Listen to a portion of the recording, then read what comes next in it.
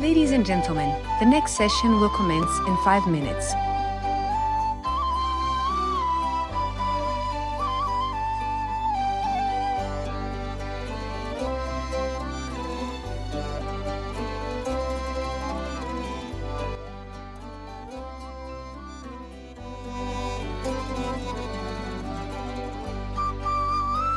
Ladies and gentlemen, the next session will commence in 5 minutes.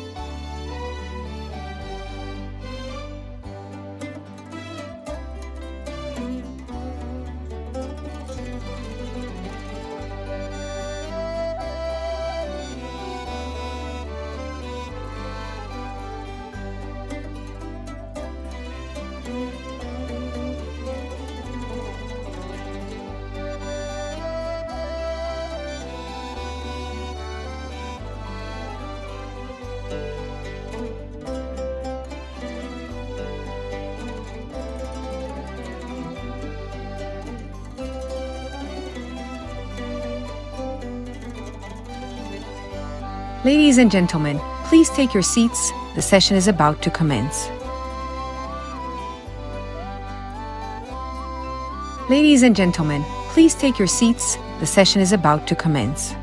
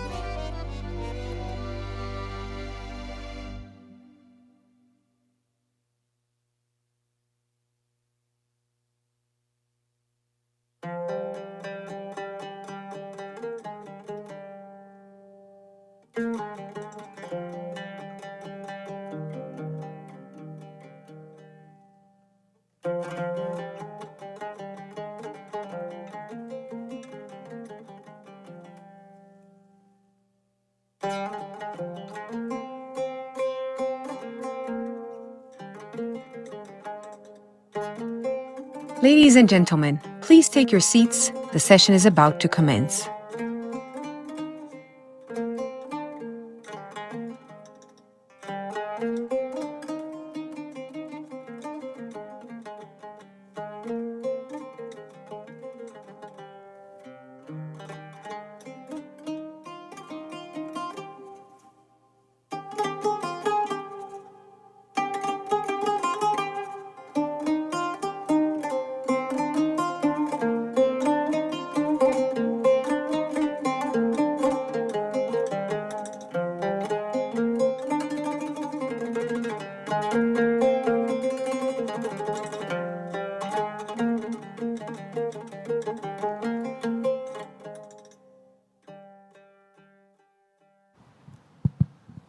Assalamu alaikum.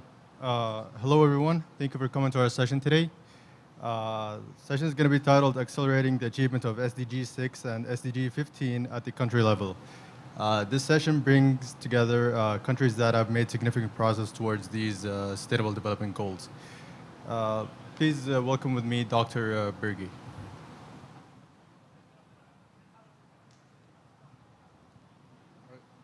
Thank you. Yeah, thanks. Good afternoon. Distinguished guests, colleagues, and advocates for our shared planet. I would like to begin with a short reflection by the French oceanographer Jacques Cousteau. We often forget that water and life cycles are one. The simple yet powerful insight speaks to the interconnectivity of all natural systems and underscore the critical role that water plays in sustaining life, shaping our landscape, and maintaining the health of our ecosystems. Water is not just a resource. It is the lifeblood of our planet, essential to the survival of all living things. Yet, we face a growing crisis that threatens not only the quantity, but also the quality of the vital element. Land degradation, drought, desertification are daunting challenges that increasingly threaten our ability to feed our communities, support our economies, and conserve biodiversity. These problems do not exist in isolation, but are intertwined with water cycles. When these cycles are disrupted, we see the stark manifestation of land degradation, where fertile land becomes arid, communities lose their livelihoods, and ecosystems sit on brink of collapse. The objective of the United Nations Convention to Combat Desertification, Conference of Parties 16, to build a land degradation neutral and drought resilience world are more relevant now than ever. Without sustainable land and water management, population growth, economic development, and climate change are posed to worsen water stress. Already, 4 billion people, almost 2/3 of the world's population, experience severe water scarcity for at least 1 month each year, and it is expected that by 2040, 1 in 4 children worldwide will be living in areas of extremely high water stress. Yet, if water and life cycles are one, then our approach to land and water management must reflect this unity. By acting together, by nurturing the health of our landscape, our soils and water resources, we can mitigate drought, slow land degradation, and restore a balance that has long been disturbed. It is therefore particularly gratifying that today we have the privilege of exploring real-world examples of success in this regard. In this session, we will hear from 4 countries that have implemented effective solutions to combat land degradation and the impact of drought by addressing the critical issue of water for the health of our soils, forests, and landscape. These countries have faced significant challenge, but through visionary policies, community involvement, and cut-edging technologies, they have turned adversity into opportunity. Their experience are not only inspiring, but also provide us with tangible lessons on how to overcome similar obstacles in other regions. As we examine these case studies, we will learn about practical strategies for improving water management, restoring ecosystem, and promoting sustainable agricultural practices. The success story we will hear today offer proof that change is possible. We hope that today's discussion will spark new ideas and foster collaboration among government, organizations, and communities. There is no one-size-fits-all solution to desertification and land degradation. But by learning from each other, successes, we can build a more resilient and sustainable future for all. I look forward to a productive and inspiring session, and I'm excited to see how the insights shared today will contribute to our collective effort to achieve land degradation neutrality, a drought resilience and water secure world, and a sustainable future for generations to come. I'm now pleased to hand the mic over to my dear colleague, Wilt Redhart, who is the Global Monitoring Officer of UN Water Technical Advisory Unit. Dear Will, the floor is yours. Thank you.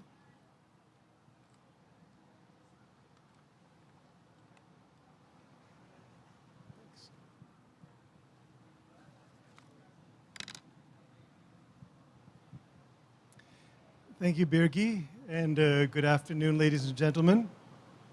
I'm just waiting for the next presentation to be shown. So my name is Will Reedhead. I'm from the UN Water Secretariat in Geneva, Switzerland. And I'm just going to start us off with just a few quick words about what UN Water is and why we care about land degradation and desertification. So UN Water is the United Nations coordination mechanism of all different agencies working in the UN system who are doing something related to water and sanitation. We have 35 UN agencies that are members and another 45 global organizations who are not in the UN but are working in water and sanitation in some way. This is a slide is very boring, and I really don't want to dwell on it too much, but it's showing that we have this thing that we're calling the system-wide strategy for water and sanitation. This is our way of trying to coordinate the efforts of the different UN agencies working in water and sanitation to have a greater combined impact. This is something that came out of the 2023 Water Conference, and it gave a mandate to UN Water to working as representing the UN system to have a joint strategy to improve our impact toward SDG 6. As I said, I'm not really going to go through this in detail, but what's relevant for today's session is that there's two parts of this strategy that are particularly exciting. Actually, I think there's two parts of it. One of them is its need to mainstream water into other sectors. It's really easy for us to be talking to ourselves. We do that very well. But to actually get our message out into other sectors that don't traditionally work on water, and I'm looking particularly at the desertification, land degradation world, but it applies to other sectors as well. Our presence here in Riyadh is a testament to the fact that this is really important. So hoping in this session we'll be highlighting some of these interlinkages that we see between water and sanitation and land degradation. But the second part is that we talk too much about the failures.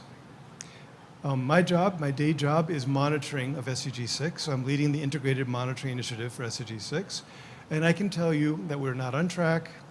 We've been collecting data for 8 years. We've seen some progress, but we are not going to achieve any of the SDG 6 targets on water and sanitation by 2030. But there are success stories out there. And one thing our data lets us do is to identify where those successes lie. And one thing that UN Water has done is a set of country acceleration case studies where we look at the data, we see countries that have progressed, and then we, against a particular indicator, and then we find out from them why. What were the steps that were taken to have that progress, and what can be shared with other countries so they may progress as well. And that kind of gives the grounds for what this session's doing. So we have we have 3 case studies here today. Sorry, one of our speakers was not able to come. 3 case studies today that will be talking about one particular success they've had either in water and sanitation or in land degradation. And they'll be sharing what the success was. They'll be talking about how they got there, and they'll be highlighting what other countries might be able to learn from that.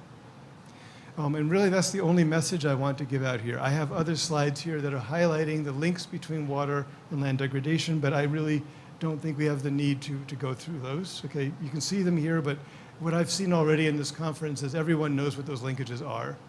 So I'm not going to really focus on that. But just to say thank you, and I really look forward to these discussions. I think this sort of interaction that we will have between countries is a way forward. We need to talk more about positive messages and not just the fact that we're off track. So with that, I'll give the floor back to Madam Chair.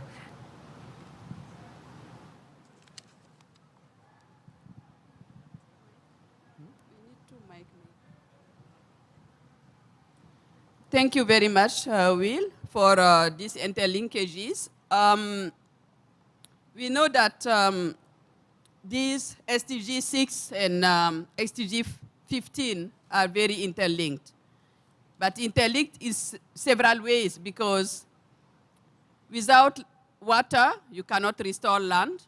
And if you don't have a healthy land, you won't have the quantity or the quality of water you need also for life. So we have to look into them as two sisters, two twin sisters. When one is ill, the other also is suffering, and we treat them the same. So I would like maybe to introduce and to talk a bit about UNCCD, the United Nations Convention to Combat Desertification, which was established in 1994 as the third sister Rio Conventions to the climate change and the biodiversity one. And the goal was to prevent and reverse land degradation in arid, semi-arid, and dry land, and also to deal with drought cases and booster drought resilience. The convention recognized that sustainable land management and water management are intersectionally connected, as healthy land systems contribute to water availability and quality, as I said before, while degradation of land exacerbates water scarcity and pollution as well. The UNCCD has increased the visibility and interest of the issues of land degradation and drought on the political agenda. Large-scale land restoration programs are growing around the world. A clear recognition of the importance of land is providing solutions to the world in crisis. Over the past 30 years, because this year we celebrate the 30th anniversary of the UNCCD, we have seen how we can turn degradation into restoration, and together we can go from devastating drought, water scarcity, and flood to robust economy and resilience community. And I will give you a few examples. The one I want to give is in the Sahel region of the Great Green Wall.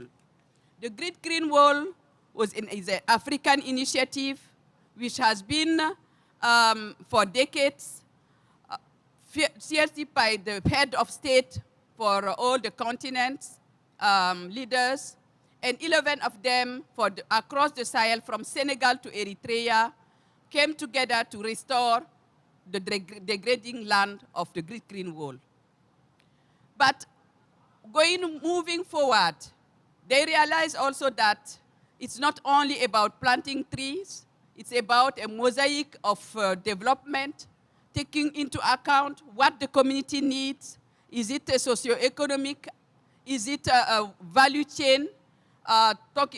Transforming and helping the population to live by could be the no food, no timber products, like the Arabic gum or other baobab trees, balanites. All this has been helping the community to see that when they restore and they take care about a dry forest or a tree, it's because they can gain something. You cannot tell a community who are nothing to eat or who are thriving with poverty to take care about resources if they don't see what is in there for them. But once they understand, they will take care. And around from Senegal to Chad to Ethiopia and Djibouti, they are working with women to restore and have what they call the women garden to improve the livelihood of these peoples. And they realize that when they are doing it, they have also to give them a water point and to teach them how to manage this water, irrigation, efficiency of water, and how they could restore this land. This is one example. The other example is also on the dry land corridors, where you also see that you have to bring community together, build their capacity, and see how to use the resources in this area, linking water and land management to boost their economy and their way of living. On the global level, UNCCD worked with and supported 130 countries for the land degradation neutrality.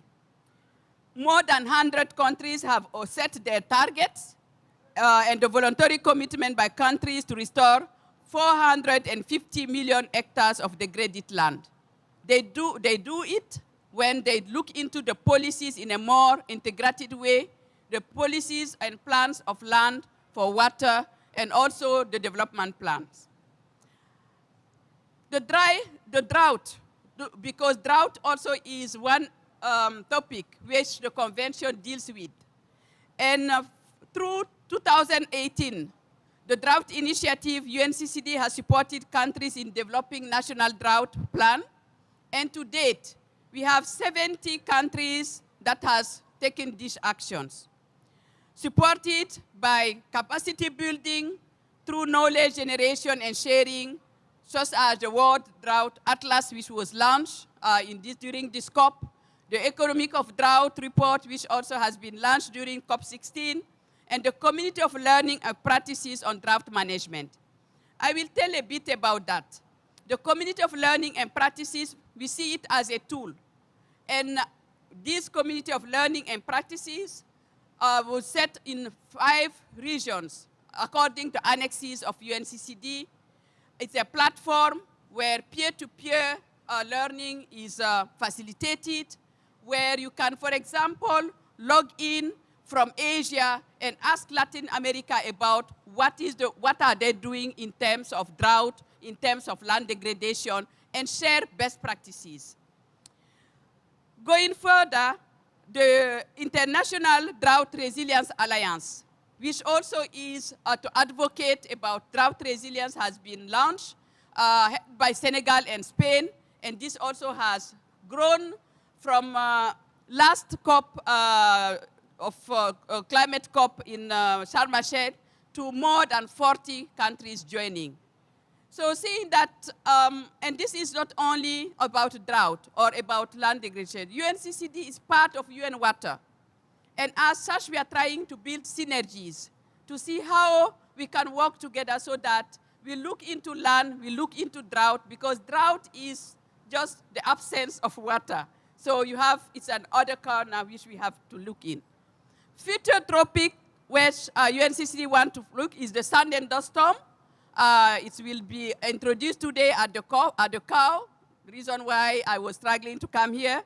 And gender and land tenure, as well as sustainable food production and migration. We will need to scale up the ambitions and invest to deliver a moonshot moment for land. We need to restore 1.5 billion hectares of degraded land by 2030. That's what the studies are telling us. And we need a collective agreement on how to tackle worsening drought. This also, we realize from a kind of very sparse effect on event of drought, now it's becoming more frequent and more impactful.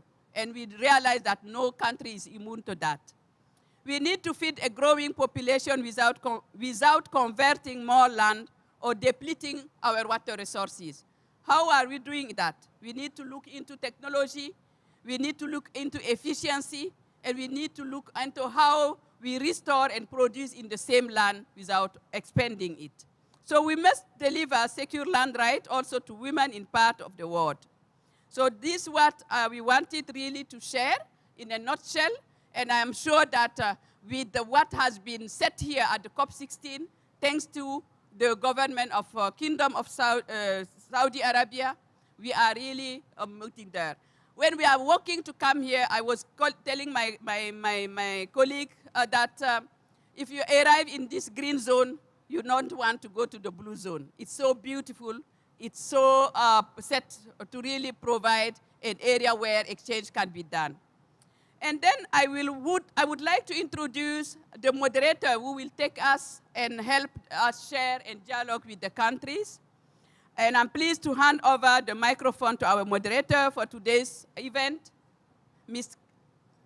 Will take over and will bring the speakers to stage so that he will introduce, so we could have a lively dialogue to share our experience, because when we get together, I think that's the aim, to really share experience and learn from each other. So thank you very much.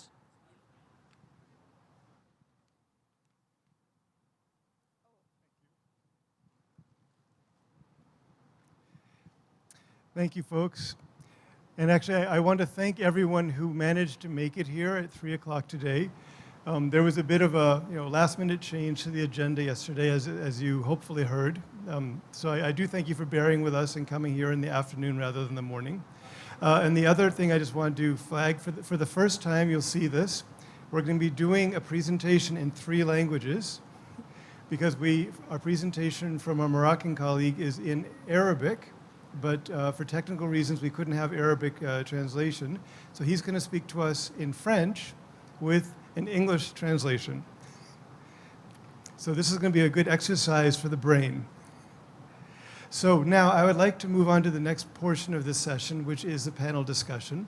So we have 3 very excellent panelists with us today, and I'd like to invite the 3 of them up to the stage right now. So first I'd like to introduce to you Mr. Ibrahima Traoré, who's the chef Division Protection Environnement et Suivi Évaluation de la Direction de l'Environnement et Développement Durable from the Senegal River Development Authority. This is the River Basin Commission for the Senegal River. So Ibrahima, can you come to the podium? And next we have Mr. Arif Al-Khalali, who's the UNDP Chief Technical Advisor to the Ministry of Environment, Water and Agriculture, as MEWA of Saudi Arabia. Engineer Arif, can you come to the front? Just have a seat over there. And then we have Mr. Yassine Saka, who's the National Coordinator of the Green Belt Project of Targa Aid Morocco. Please come.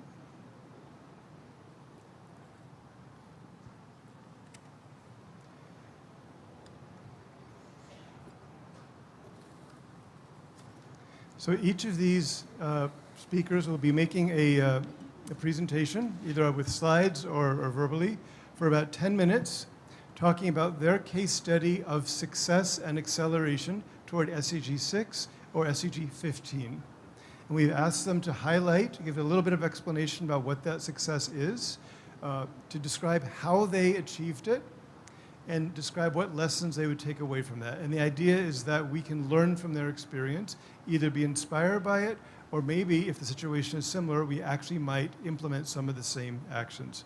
So I would now give the floor to Ibrahima. Either way, either. Vous voulez rester ici? Oui, ou là-bas.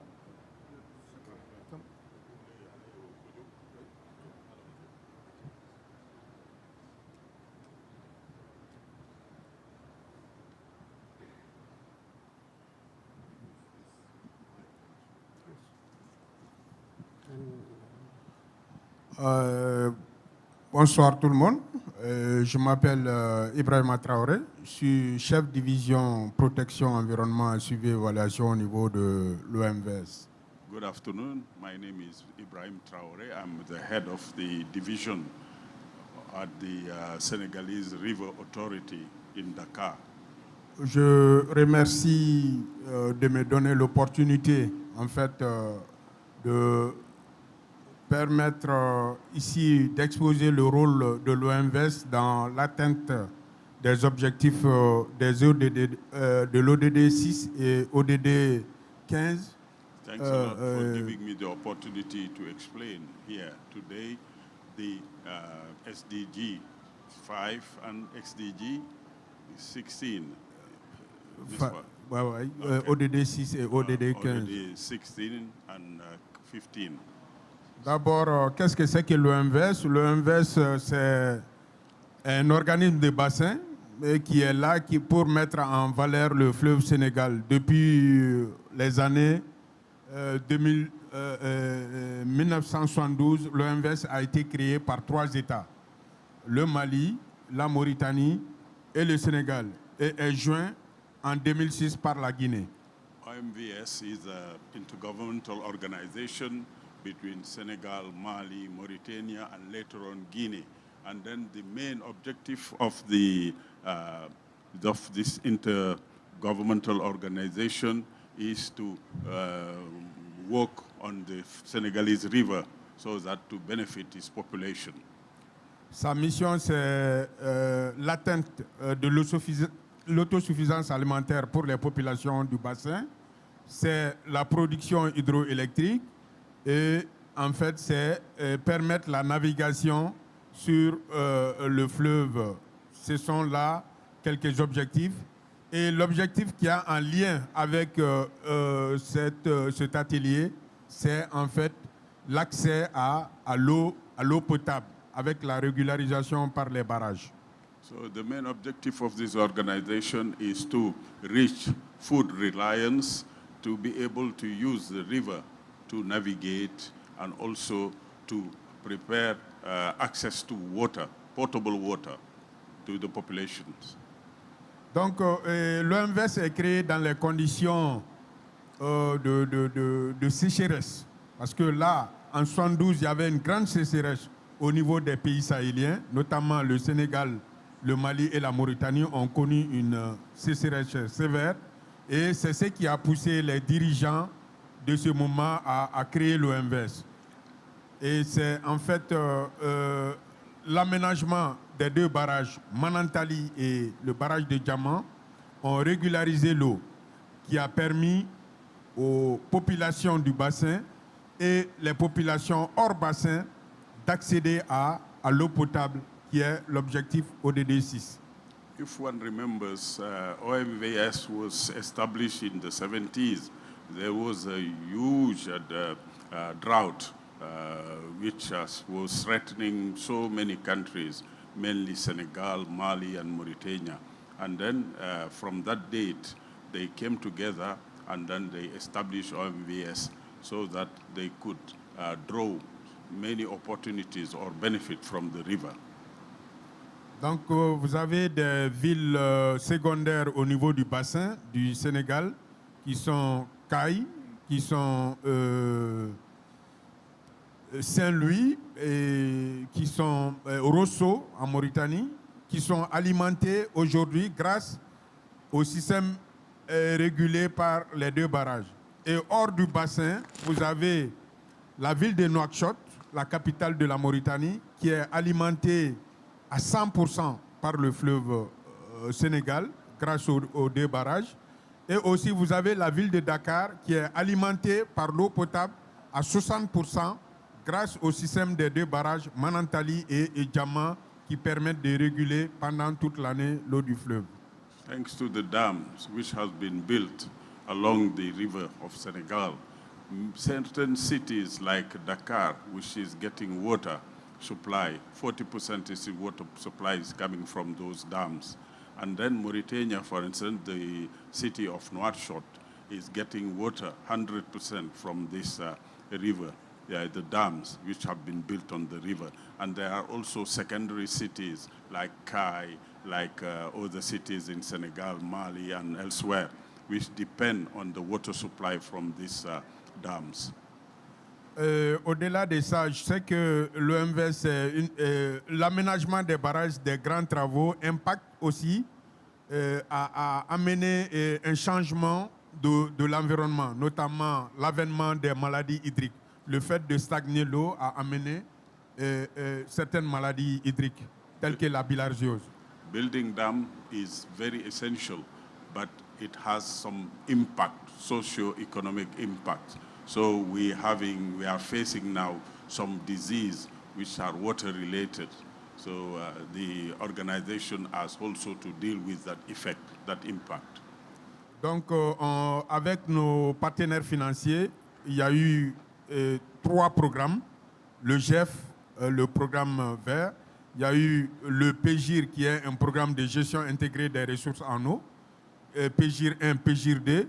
Dans tous ces programmes, on essaie d'intégrer l'accès à l'eau potable des communautés pour couper le rapport fleuve-homme, c'est-à-dire pour permettre aux hommes de ne plus aller dans le fleuve puiser l'eau parce que c'est ce qui donne des maladies. Donc on aménage des addictions d'eau potable au niveau des agglomérations. With the advent of this water-related disease, we have come up with our partners, our financial partners, with the programs to make sure that this disease are eradicated. So what we do is we try to allow people to get water from the river, but not going straight there, but through some technical channels by establishing some programs where they can get water without having contact with the river, direct contact. Ça, c'est là l'économie de ce que je voulais dire sur l'objectif, l'atteinte des objectifs de l'ODD 6 par l'OMVS. Maintenant, par rapport à ODD 15, nous, on sait que, en fait, l'eau du fleuve Sénégal, comme l'eau du fleuve Niger, comme l'eau du fleuve Gambie, toutes les sources de ces fleuves sont liées au Fouta Djallon, qui est un écosystème qui est très riche, qui est le château d'eau de l'Afrique de l'Ouest. So in a nutshell, this is what I wanted to share with you regarding SDG 6. And we all know that all the rivers in West Africa, whether Niger River or elsewhere, Senegal, they all come from Fouta Djallon. Fouta Djallon is located in the northern part of the Republic of Guinea-Conakry. So, oui, en fait, cet écosystème Fouta Djallon est sérieusement menacé aujourd'hui par la dégradation. Ce qu'on appelle les têtes de source sont sérieusement menacées aujourd'hui avec la pression humaine. Donc avec la déforestation, avec les feux de brousse, avec le changement climatique, de plus en plus, l'écoulement de ces fleuves-là sont menacés.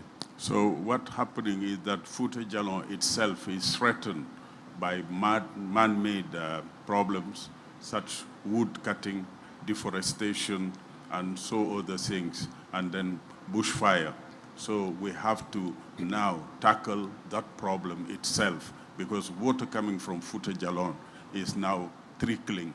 It's not coming at a full speed. There are problems now arising. Donc on a élaboré une étude qui a concerné le haut bassin, le Fouta Djallon, qui a concerné les zones dégradées au niveau des zones arides et pour prendre en compte la dégradation des terres.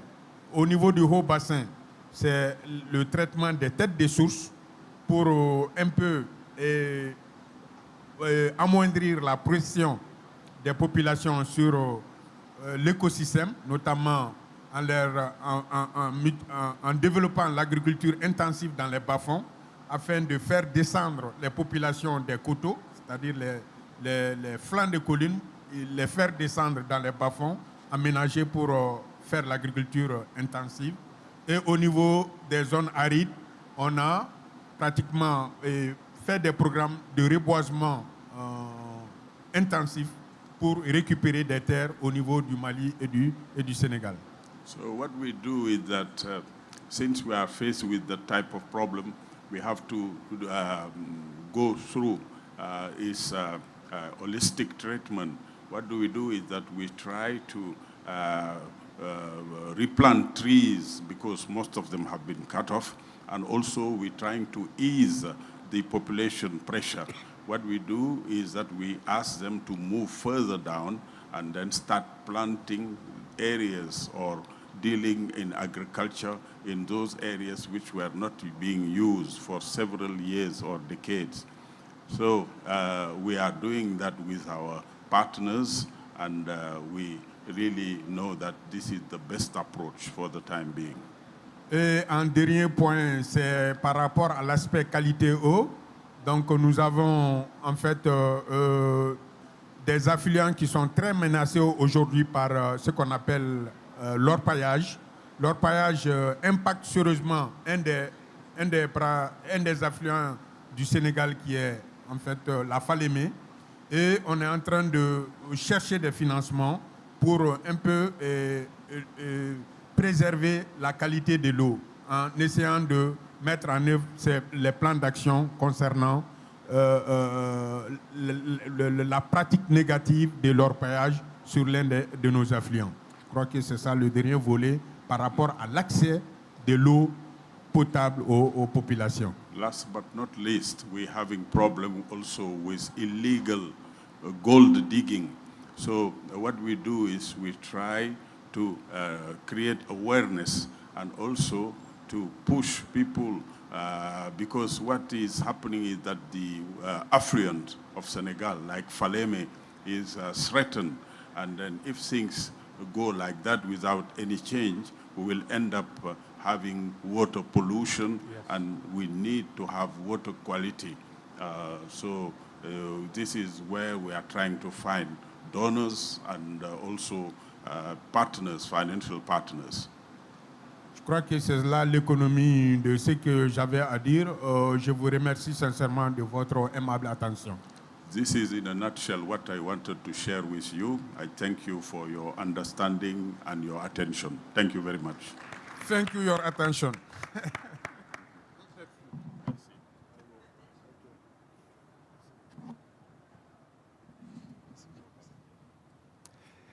Okay. Thank you very much, Ibrahima. I think that is a great example of the value of both transboundary cooperation and integrated water resources management, and we can see how the upstream land issues affect the downstream water issues. And we'll have a chance to ask questions of Ibrahima during the discussion period. Now I'd like to invite to speak Mr. Arif Al-Khalali from Mewa. He's going to speak from his seat. Thank you very much. Yeah, thank you.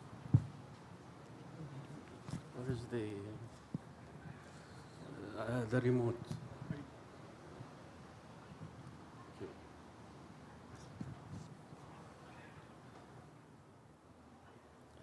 Thank you very much. Thank you very much. Good afternoon, and thank you, Dr. Ibrahim, for such enlightening, very thorough look at the management of water in Senegal. Actually, I would like to ground my talk here in the Saudi Arabia, where it is a very arid region. And I would like also to ground it in my personal experience. When I used to be a child, I would hear my father always saying, let's wait for the seasonal, al-wasmi. Let's wait for the seasonal. And with time, there was always a tent in our house. We were living in the city, but there was always a tent. And when the wasmi comes, which is a seasonal rainstorm that comes at a certain time in Saudi Arabia, the desert will turn green in certain places. And we would go and camp, and the land will be green, relatively. And also a local fruit grows in the kingdom, which is truffles, al-kam'a. And we would enjoy this season so much, so we wait for the season to come every year, and we would go camp and enjoy the green land. Now, even during the hot seasons, nature is also working in order to prepare for the seasonal. After all, when these bushes and shrubs are being burned by the sun, organic matter is enriching the soil. More than that, the sun and the heat is driving all the sumum, which is taking the seeds, the very resilient seeds from the shrubs and the bushes, and wherever they will find the next land that is suitable for grow, it will grow. So here we were accustomed to seasonal greening of the desert. I would like to come back to this later in my talk, but today, thanks to William, he really made sure that we deliver a story where we can see points of success. And I would like to start with the end, that this is the success that we have achieved in Saudi Arabia. Since the launch of the National Water Strategy, which is aligned with the vision, and by the way, the vision is 80% aligned with all the SDGs. The Vision 2030 of Saudi Arabia is aligned with the SDGs, and the National Water Strategy is even more aligned with SDG 6. So there is an alignment between the two. You can see that in 2016, the production was 8.8 million cubic meters per day. And you can see that the production has doubled in 2023. The transmission also has doubled since 2018, the launch of the National Water Strategy. And the strategic storage also has almost doubled since 2018, the launch of National Water Strategies. We still have opportunities to do more work with regard to treatment and also the reuse. And this is an opportunity by itself, as I will come to that at the end. This is probably the most important part of the talk, and William emphasized that if we want to pass the success to other countries, we need to show them how we have done it.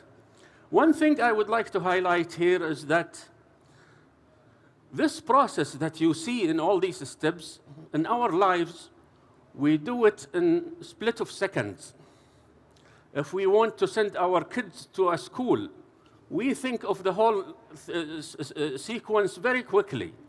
Although we take time to implement it, but we always think of it in this way.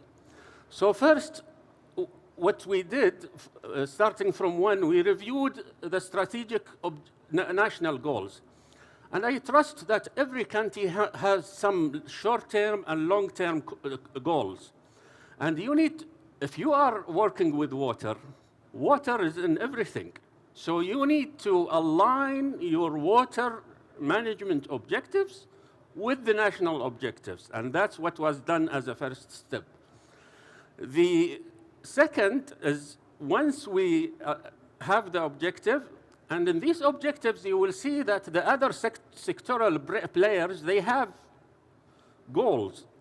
And these goals are well-defined in short-term and long-term plans. And from that, you can deduce the amount of water that is required, at what location, at what time. So that is a given, that you have to assess that. Then came a rather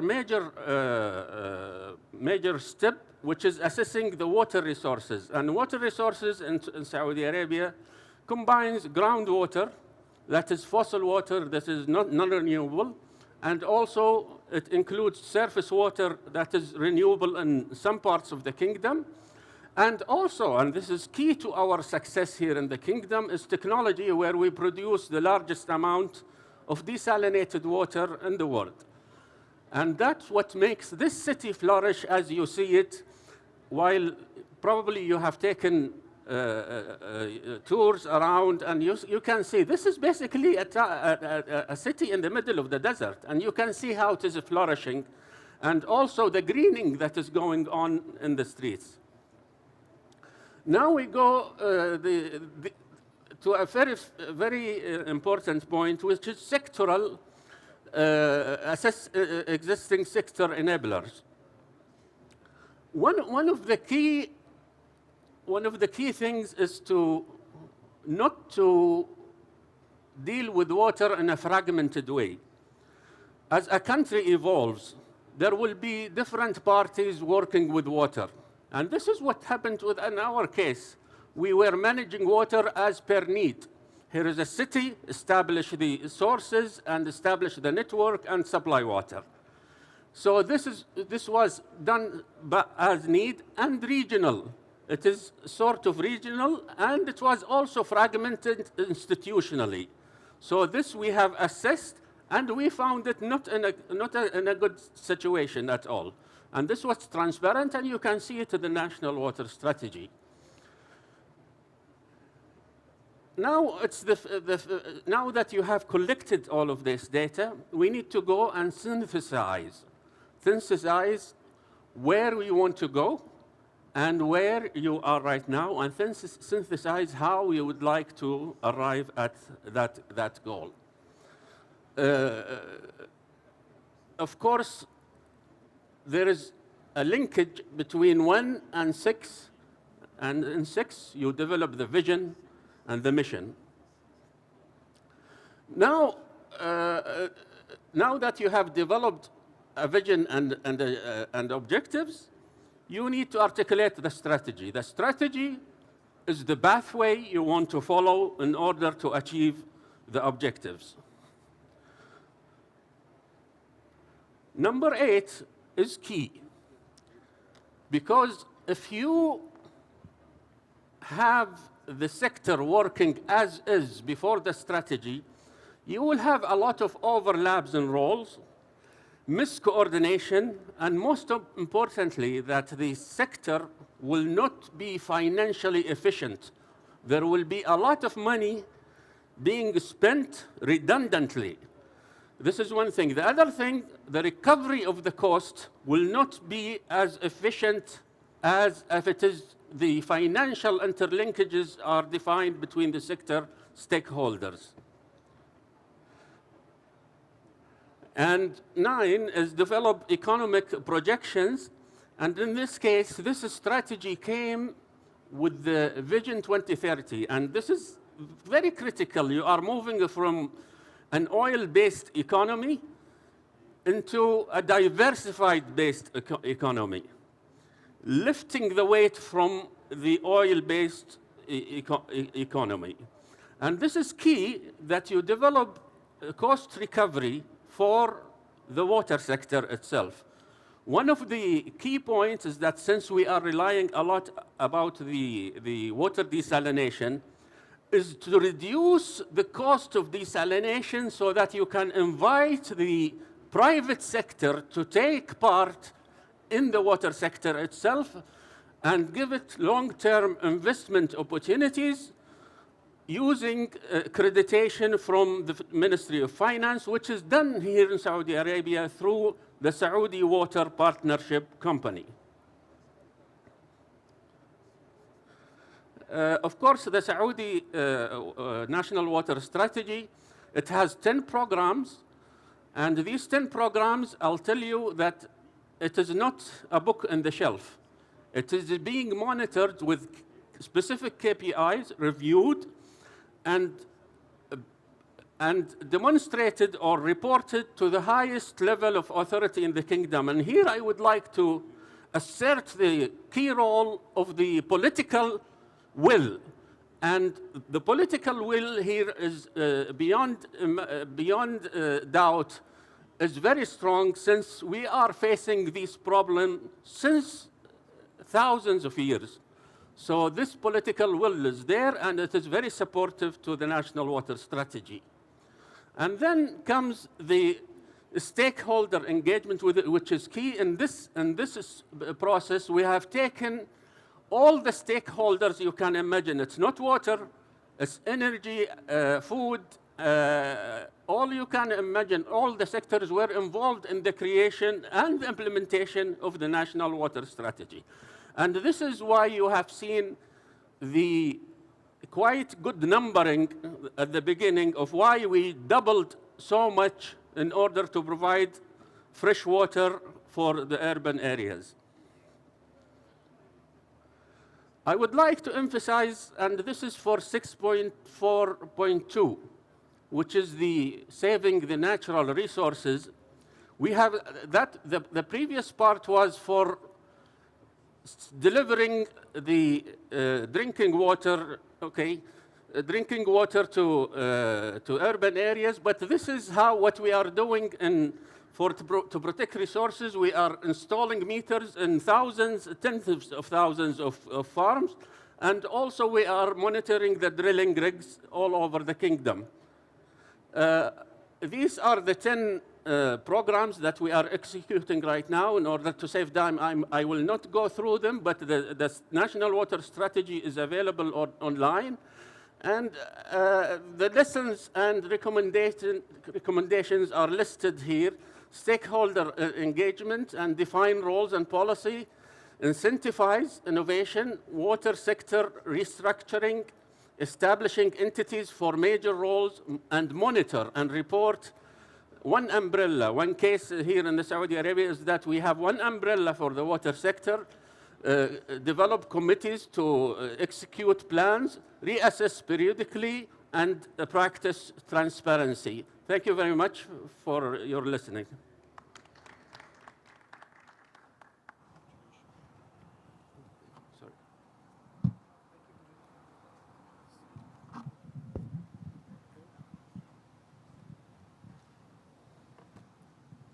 Hello.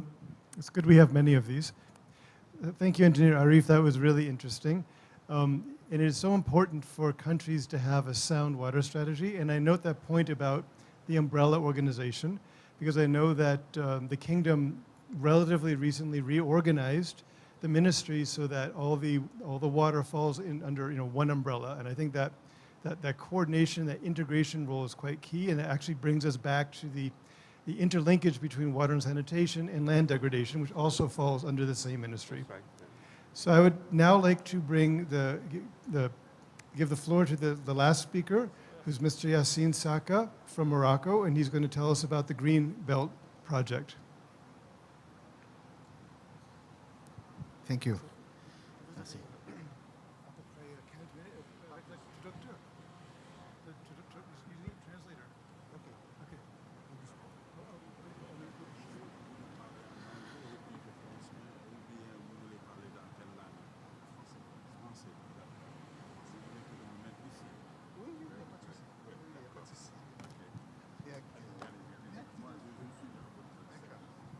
Salam alaikum. Bonjour tout le monde. Permettez-moi de remercier l'assistance et ainsi bien de me présenter. Tout d'abord, j'aimerais bien remercier M. William et toute l'équipe pour cette opportunité de partager avec vous une expérience au niveau du Maroc qui a été réalisée pour l'économie de l'eau et pour la gestion des eaux usées. Assalamu alaikum. My name is Mr. Yassine Saka, and would like to seize this opportunity to talk about the Moroccan water experience. Tout d'abord, j'aimerais bien me présenter moi-même. Je m'appelle Saka Yassine, je suis un ingénieur forestier de formation au niveau du Maroc et aussi bien au niveau de la Syrie, sur la base de l'OADA, et je suis de nationalité tunisienne et que je représente en même temps le pays du Maroc parce que j'y habite et j'y suis depuis plus que 15 ans. Et on travaille dans le domaine de conservation et aussi bien de la valorisation. I'm Yassine Saka. I was born in Tunisia and I represent Morocco because I've been living there for 15 years. I was trained in Morocco and also in Syria. So I'm an engineer in forestry. Aujourd'hui, on va essayer de vous présenter très rapidement une expérience qui a réussi à faire changer de l'eau usée à une eau qui sera utilisable pour tout ce qui est plantation et réussir la résilience d'un écosystème. Today we are going to talk about an experience which we carried out in Morocco, and then we have used water which has been used and we have recycled it, and then we have been using it now, and it develops resilience. Tout d'abord, ce que je voulais vous présenter, c'est qu'on est dans une zone aride au niveau de Ouarzazate. La ville de Ouarzazate, c'est une ville qui est pratiquement dans la région de Dar'at Filelt, qui se trouve à la portée du grand désert marocain. Et cette zone, elle est une zone très aride, au niveau de laquelle il y a eu vraiment énormément de besoins d'identifier, de créer une ceinture verte, la création d'une ceinture verte tout autour de la ville. We are in an arid area, for which we have to use a green belt, and then it's in the area of Ouarzazate, and then we have to find coping methods. Et cette zone, elle est connue par la sécheresse. Il y a aussi des vents très, très violents et aussi bien par un climat très chaud et aride. We have very strong winds, we have desertification, we have heat. So all those ingredients make us to find better mitigation plans. Et bien sûr, un grand besoin en eau potable. Et les richesses, la ressource, elle n'est pas aussi disponible. We need water in great quantities, but water is not there. So we have to create it. Ce projet, il a été initié tout d'abord avec nos partenaires locaux. Et là, je représente l'association Terga, qui représente la société civile. C'est un exemple où on peut vous montrer que la population locale et la société civile, elle peut bien contribuer à l'amélioration et la résilience de la nature. So this project has been launched with local partners. That one will show you that we can develop resilience with local partners and also find a local solution to problems of water. Ce partenariat, il est fait avec les eaux et forêts, aussi bien le PNIE, et bien sûr tout en respectant l'ensemble des partenaires étatiques du pays. C'est une convention qui nous a permis d'avancer sur ce projet-là, tout en respectant les engagements de chaque partenaire. We signed a convention with UNEP and local partners, and then in alignment with the objectives set by local authorities and national authorities. Ce projet, ça nous a permis d'obtenir et d'acquérir les 3 objectifs des 17 objectifs ODD de développement durable, l'objectif 6, l'objectif 13 et l'objectif 15. With this program, we have managed to reach goals 6, 13, and 30. Yeah. Et 13 and 15. Yeah. Ok, donc ce projet, il est étendu sur une superficie de 600 hectares. We are covering 600 hectares. This project covers 600 hectares. Et ces 600 hectares, ils sont en forme de ceinture tout autour de la ville. Je vais vous montrer par la suite l'image satellitaire. These 600s are like a belt around the area. Voilà, on a utilisé les eaux usées après avoir fait leur traitement. On les a décantées, on les a traitées et par la suite on les a filtrées. We have used water. Yes. We have filtered them and we have treated them, and now we are using them for the project itself. Avec un système de pompage à base des panneaux solaires pour la production de l'électricité qui permet aux pompes de pomper de l'eau dans le réseau. We are using solar energy to pump water and also produce electricity. Et on a créé aussi 2 stations, une station météorologique et une station de télégestion pour l'irrigation automatique. We have created 2 stations, one for irrigation and the other one for meteorology, isn't it? Exactly. Yeah. Yeah. Okay. Et par la suite, on a pu mettre en place une pépinière. And then after that, we managed to create a nursery, plant nursery. Cette ceinture verte, elle concerne pratiquement 72 000 habitants de la ville.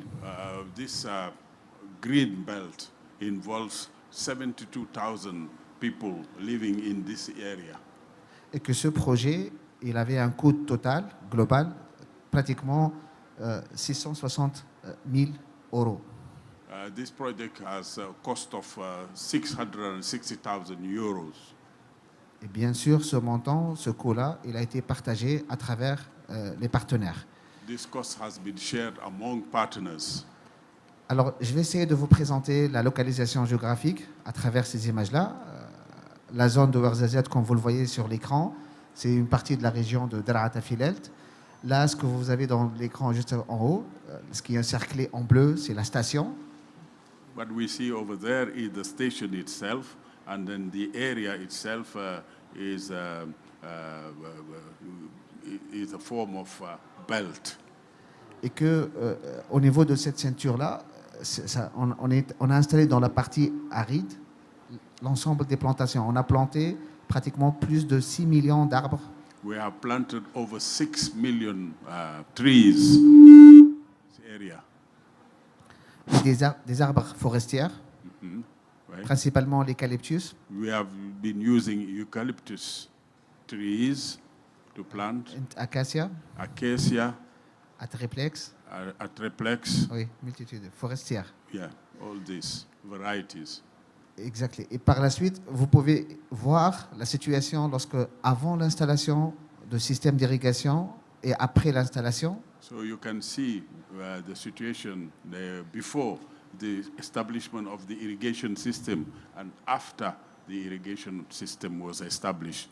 There are contrasts. Et vous voyez clairement qu'en 2010, il n'y avait pas ce projet, on n'est pas encore installé, et que juste après l'installation à partir de 2013, on s'est mis en place à partir de 2013, et que là, on voit très bien la végétation, comment elle est bien développée, irriguée à la base des eaux usées.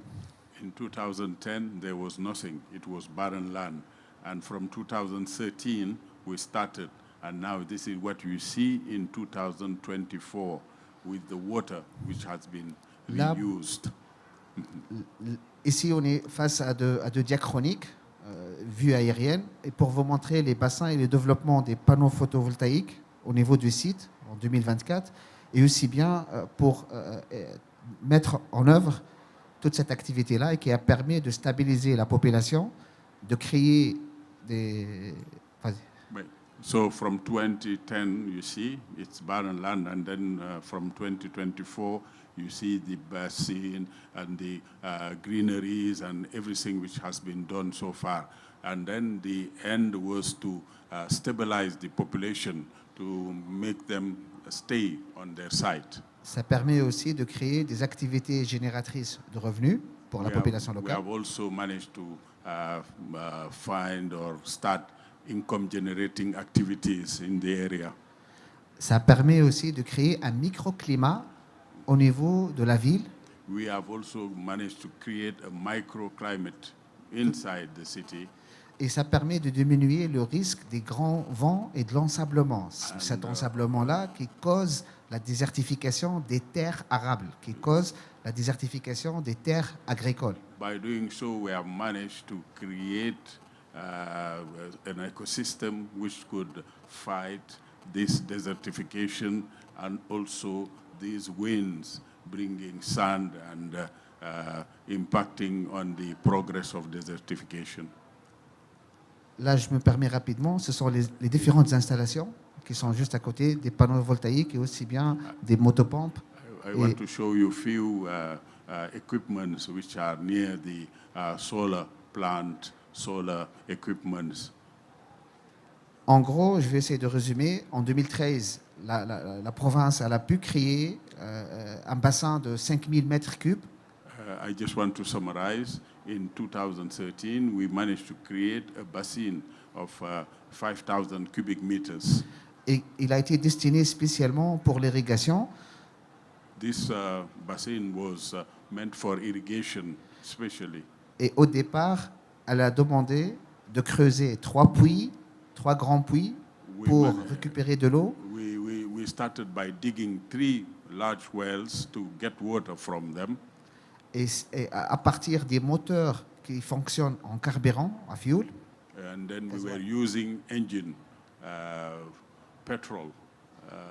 Ça a été tout le début. C'est qu'au départ, ça a été avec du fuel et que ça a été pris avec aussi bien de l'électricité locale, de la compagnie locale de l'électricité. At the beginning, we started with the wells, and afterwards, we were using fuel, and then progressively we moved to other alternative source of energy. Ce que je voulais dire, c'est qu'au départ, avant notre arrivée, avant notre contribution, l'État utilisait l'eau souterraine.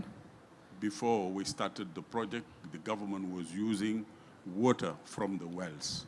Du carburant, and also oil, de carburant fossile petrol, pour les motopompes et de l'électricité locale qui est issue des compagnies locales, nationales. Also, they were using electricity produced locally. Actuellement, on a changé la tendance. Ça coûtait énormément très cher sur le point de vue coût. Now we have changed the setting. Obviously, it has implied a high cost for the project, but Et sur le coût de l'environnement, sur le coût de... also on environment, the price was heavy Pour la on résilience. environment and also for the resilience. Et aussi bien par rapport à la société, And also socio-économique, vis-à-vis the economic situation. et aussi bien sur le plan de facturation. Aussi Cost. on the cost. Alors, pour revenir, c'est que ce qu'on a mis en place, ça permet d'économiser sur les dépenses énergétiques. What we did, what we achieved is that now we are making savings on the energy expenses. What we are expending on energy is less. On a remplacé les puits des eaux irriguées par des eaux usées de la steppe. We were using water wells. Now we have replaced them by used water. Et on a remplacé l'électricité de la compagnie nationale par l'électricité emmagasinée et produite à travers les panneaux solaires. Electricity which was produced and used by local people have been replaced by solar panel energy, which we're using with this water. Exactement. Et on a permis de créer une richesse pour la population locale sur le plan de la biodiversité et la résilience de la biodiversité. Wells to the local population as well as resilience. On a pu, grâce à ce système, emmagasiner du carbone dans le sol. Thanks to this system, we have sequestrated carbon Aux alentours de 24 tonnes par hectare par an. 24 hectares we have been saving every year on carbon. On a pu voir qu'au niveau de ce projet, il y a eu 3 étapes clés We have gone through 3 main stages pour bien améliorer et capitaliser sur ce projet-là pour le dupliquer. to improve and take profit of this project, to take advantage of this project. Oui, Yeah. premièrement, ça nous a permis de déterminer le besoin pour chaque superficie. One, we have managed to know the needs for each area Le choix des motopompes and utilisées, the equipment to be used for. exactement, et aussi bien tout ce qui est photovoltaïque. Whatever is to do with solar energy also, we made an assessment. Ce qu'on a pu tirer de ce projet-là, c'est qu'il y a des difficultés aussi. Ce n'est pas aussi rose que ça. Obviously, there are some problems and constraints we have faced. On a trouvé des difficultés au niveau gouvernemental au départ, par la suite au niveau de la société civile et des élus. Yeah, constraints were met at local government, at government level, and then at the social, local authorities. Yeah. C'est une expérience réussie que l'État reconnaît This experience has been a successful one, and the government has recognized it. et qui demande d'être analysée And it needs to be au niveau national et analyzed international at the national and international level pour tirer les bénéfices de cette expérience. to draw the benefits of this project. Merci beaucoup pour votre Thank attention. you. Merci.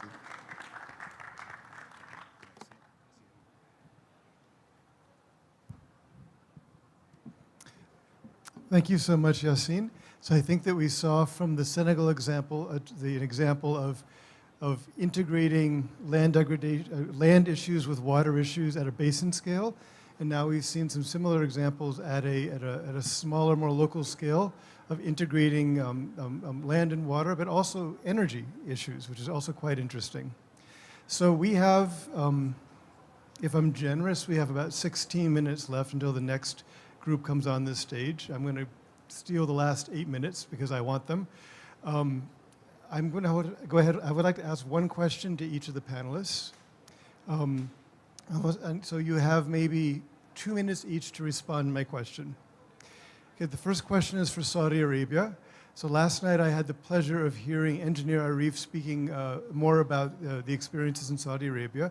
And one thing that you mentioned about the water strategy, which I don't think you highlighted here, is that before the strategy existed, that water policy was more reactive and opportunistic, and there was an important shift toward being more visionary and strategic. And I'd like to ask you, in 2 minutes, can you explain kind of how that shift happened and maybe what maybe triggered it? Thank you very much. The trigger was quite a shift in the paradigm of the economy of Saudi Arabia. Prior to that, we had the oil-based economy, holistically, and the government used to bear all the cost of supplying water. When we shifted to diversified economy-based economy, we were putting and economizing the entire operation of the country, if I may call it that way. And one of the major parts is water, which was costing a lot for the energy for desalination, and also for conveyance and for distribution as well.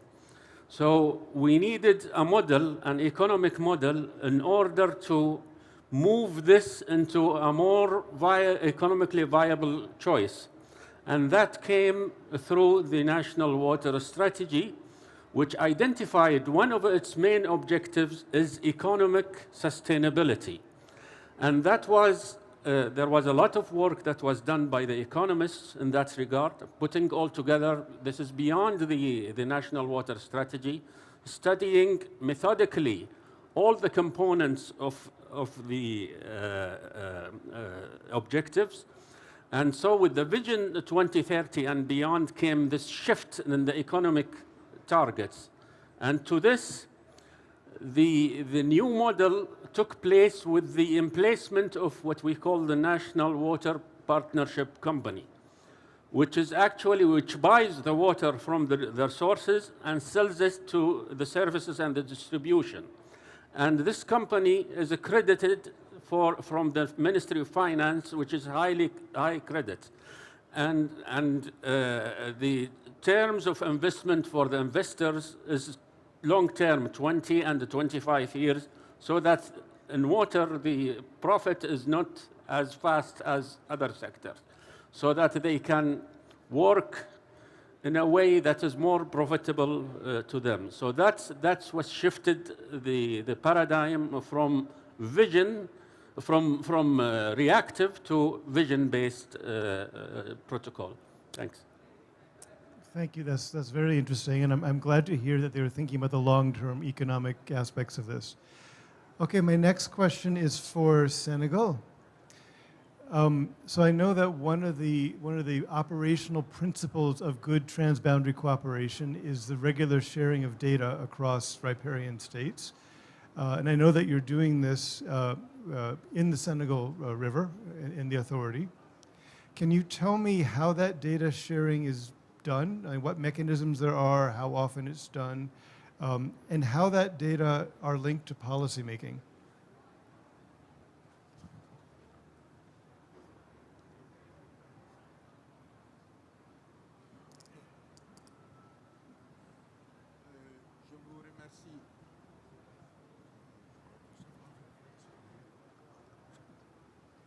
Je vous remercie pour cette question. C'est-à-dire, l'OMVS, même le fondement, c'est le partage des eaux entre pays. Vous avez le fleuve Sénégal qui prend sa source en Guinée, traverse le Mali et se jette à la mer entre la Mauritanie et le Sénégal. Maintenant, au niveau de l'OMVS, l'eau partagée, en fait, nous, on ne raisonne pas en partage d'eau entre pays, mais on essaie de raisonner en usage de l'eau. C'est-à-dire, vous avez l'agriculture, la production de l'énergie et l'AEP. Donc, on a une commission permanente des eaux au niveau du Haut Commissariat qui, en fonction des besoins des usages, répartissent l'eau entre les usages. vous avez 6 réunions par an et pendant ces 6 réunions, vous avez les besoins des États en usage agricole, en usage énergétique, en AEP, et en fonction de ça, on Thank you for the question. C'est pour résumer un peu la chose. I just would like to summarize what has been said, that at the beginning, this intergovernmental organization was set up to develop cooperation because this water comes from Fouta Djallon in Guinea. It goes through Mali and then ends up in between Senegal and Mauritania before it reaches the Atlantic Ocean.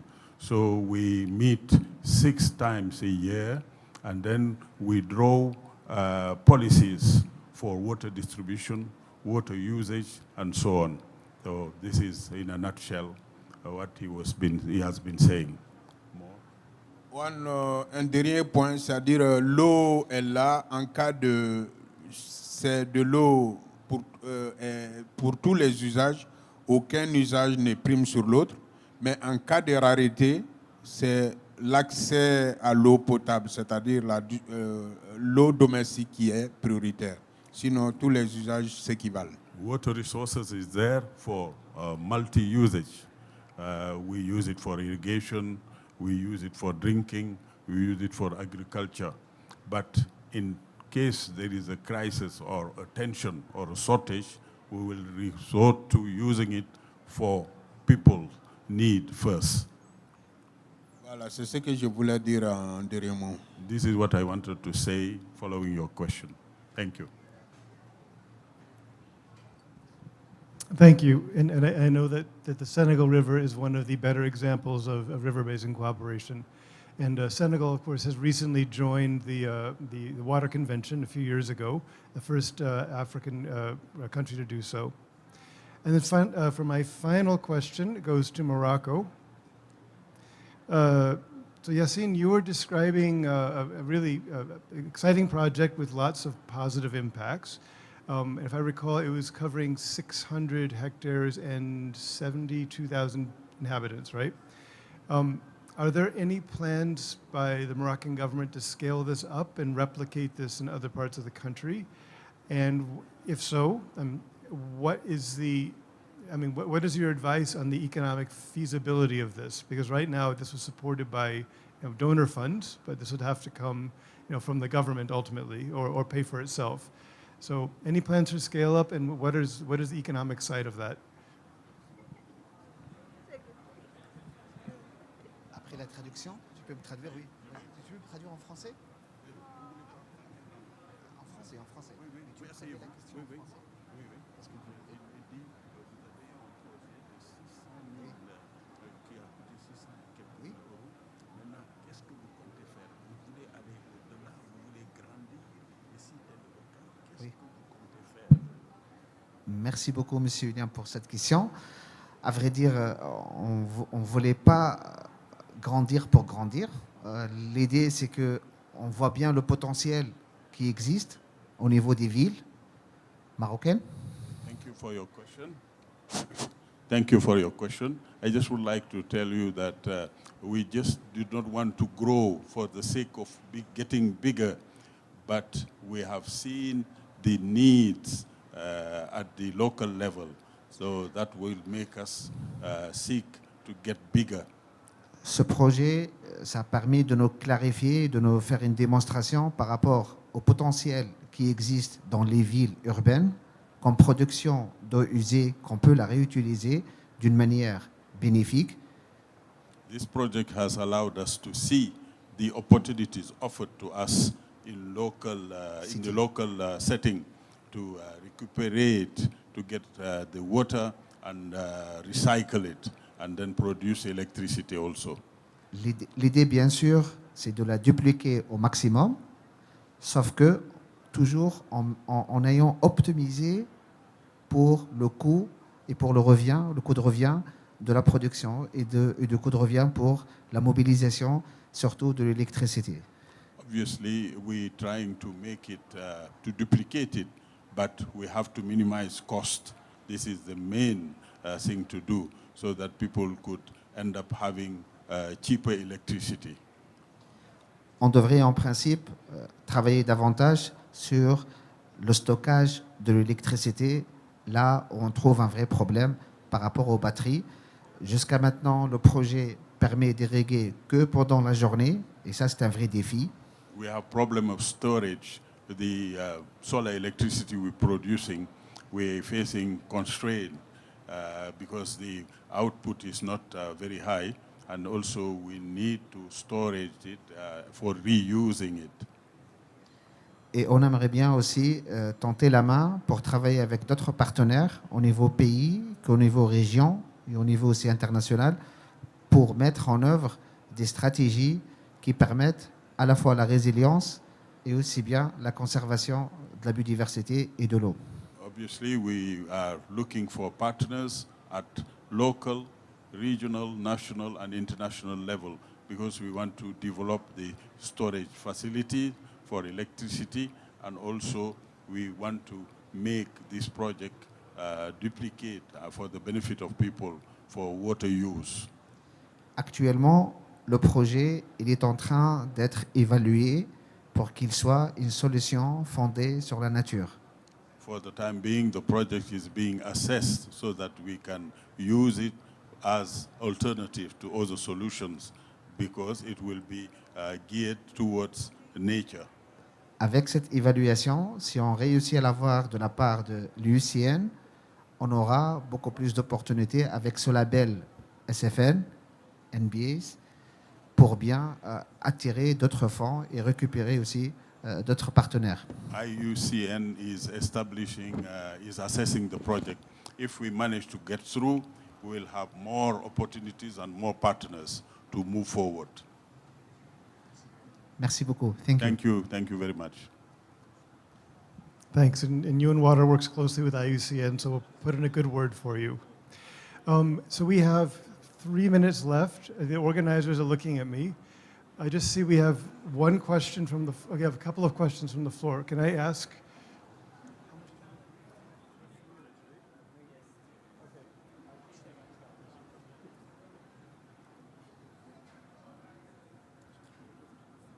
Yes. My question is very quick, so it's for Tunisia or Morocco together. So what do you do with the sludge, and what is the quality of water coming out of the treatment plant that you use for your project? Do you use the sludge as fertilizers, or you just get rid of it? And what about the environmental impacts of this? Thank you.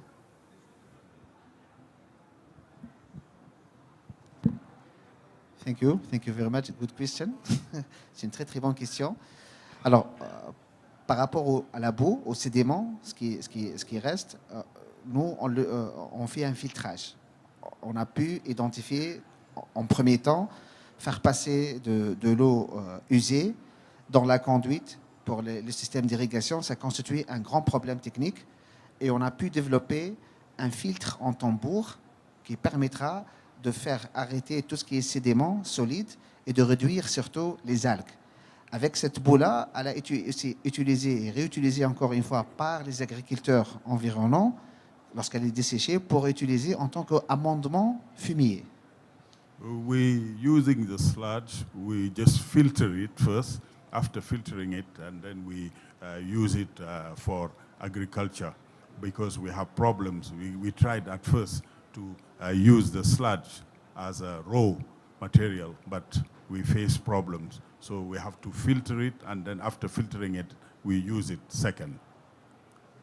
Et la partie desséchée, elle est aussi réutilisée pour amendement agricole, pour le fumier au niveau des agriculteurs. The dried sludge is used as a fertilizer by agriculturists. Yeah, this is it. Yes, thank you. Thank you. Hi, my question is for Engineer Arif. I'm actually wondering what's the most promising program you believe in the 10 MIWA programs, and how can environmental consultants further help MIWA achieving and accelerating these goals? Thank you very much for your question. It's really very short time for me to think of which initiative is, but I would like to link it to our topic here at the very conference and also to water. So I couldn't go more beyond what Dr. Ismail here has presented to us, and also what is coming here in Saudi Arabia in what we call the Saudi Green Initiative. And I will just put one hat on me as a certified permaculture designer. And that is, you don't need to go and expand the thing because you will lose control of maintaining the quality and the continuity of what you have done. But what I would like to add to Dr. Ismail is that there is more that can be done economically from the project itself and turning it into international model for ecotourism. And there could be a lot of high price and superfood production within the system itself. Here in Saudi Arabia, we have what we call the REEF program. And the REEF program supports all the small farmers and middle-sized farmers, not farmers, but to establish projects, including having ecotourism in their products, and they are going to the less advantaged, less privileged towns around the kingdom in order to give them this opportunity, and water plays part of it, and especially the reused water. Thank you. Okay. Excuse me. I'm sorry. I'm just conscious of there's the speakers coming after us. Yes, so one final question. Thank you. Okay. Oh, okay. My question, I am Yusri Matar, a technical advisor in UNDP, in Ministry of Environment, Water and Agriculture in Saudi Arabia. My question for our colleagues from Senegal. I agree with you, the role of dams. I agree with you, the role of dams in enhancing the water resources. But the negative impacts of dams in maybe social impacts and droughts impacts. From your opinion and your expertise in Senegal, how we can reduce or mitigate the negative impacts of dams on the droughts? Thank you very much.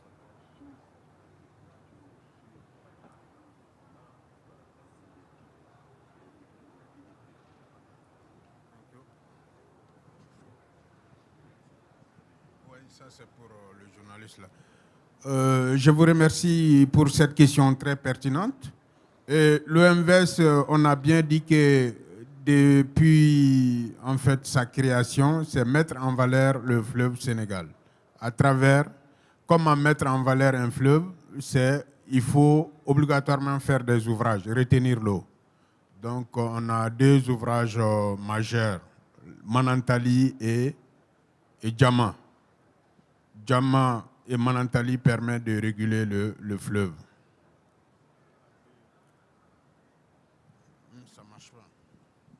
At the beginning, when we established OMVS, was to take maximum profit from the river. So you cannot do that without building dams. So we have started building dams. We have two major dams. There is Manantali and Djama, and both play their roles. As for the impact now,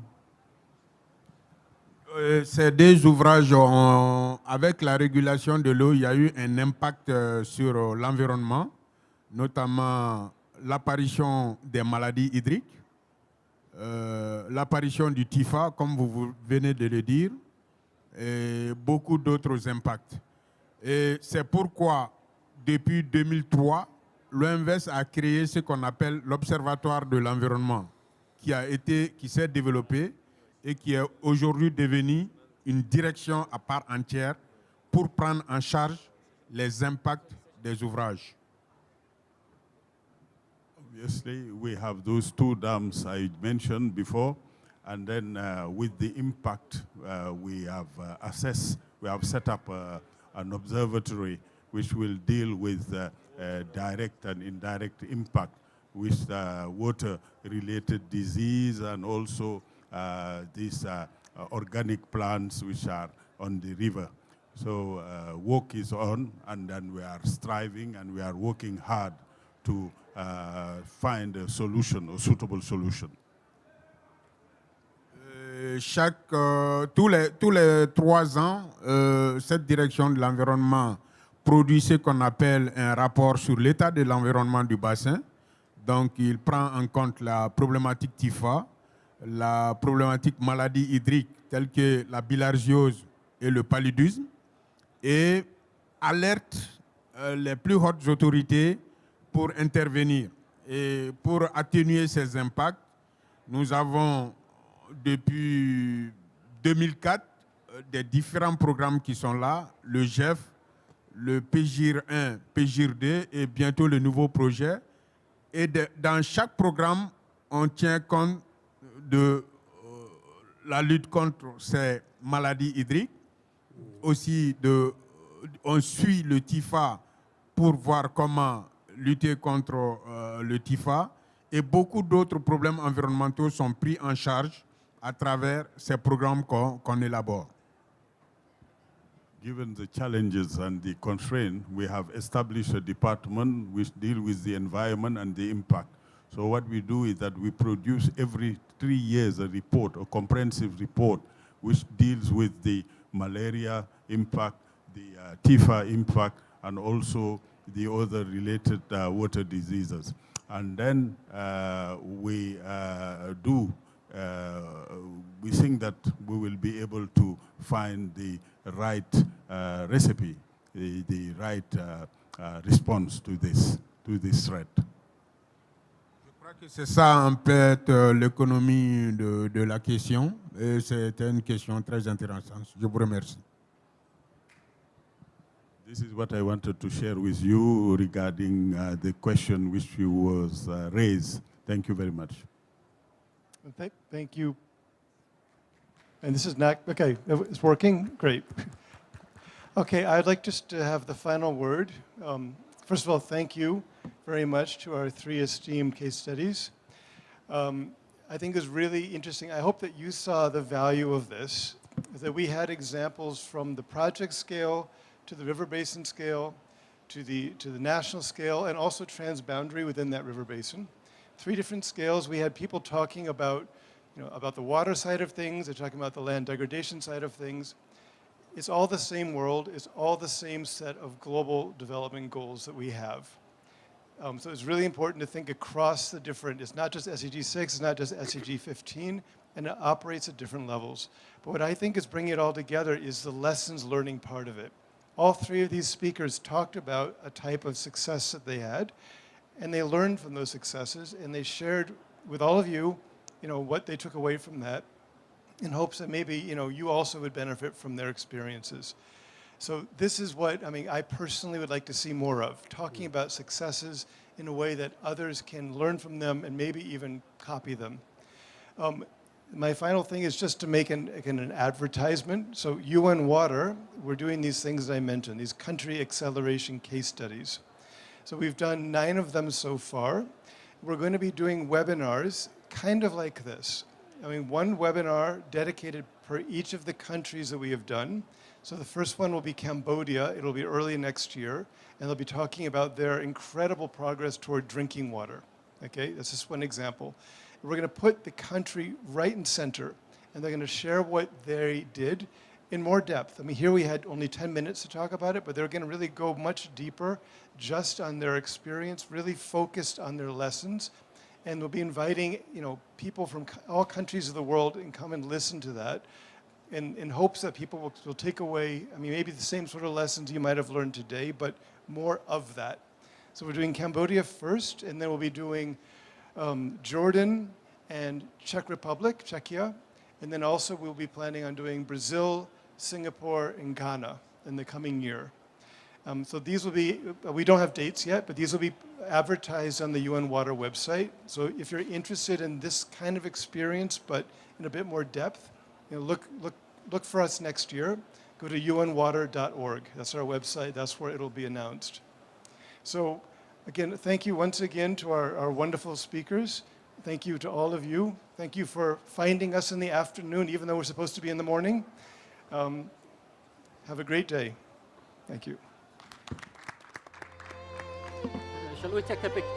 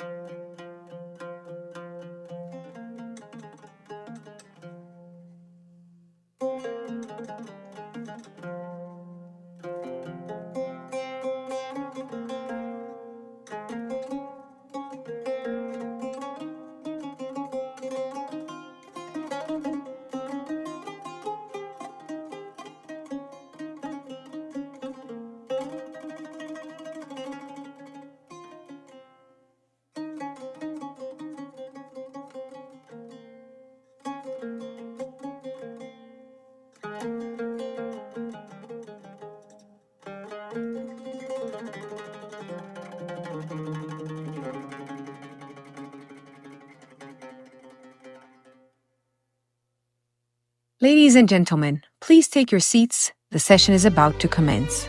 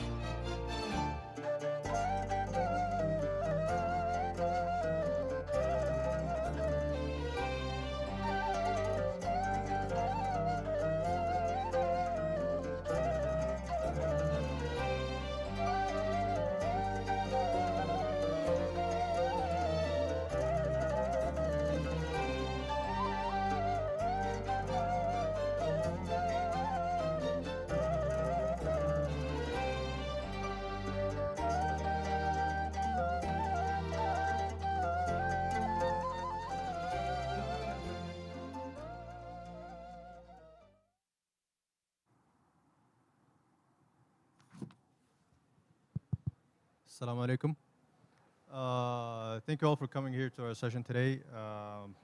Session titled The Role of Saudi Irrigation Practice Code and Agricultural Water Use Efficiency. Organized by the Saudi Irrigation Authority Organization and the Food and Agriculture Organization of the United Nations. Please welcome with me the moderator of this session, Dr. Fath al-Libdi. Fath al-Libdi.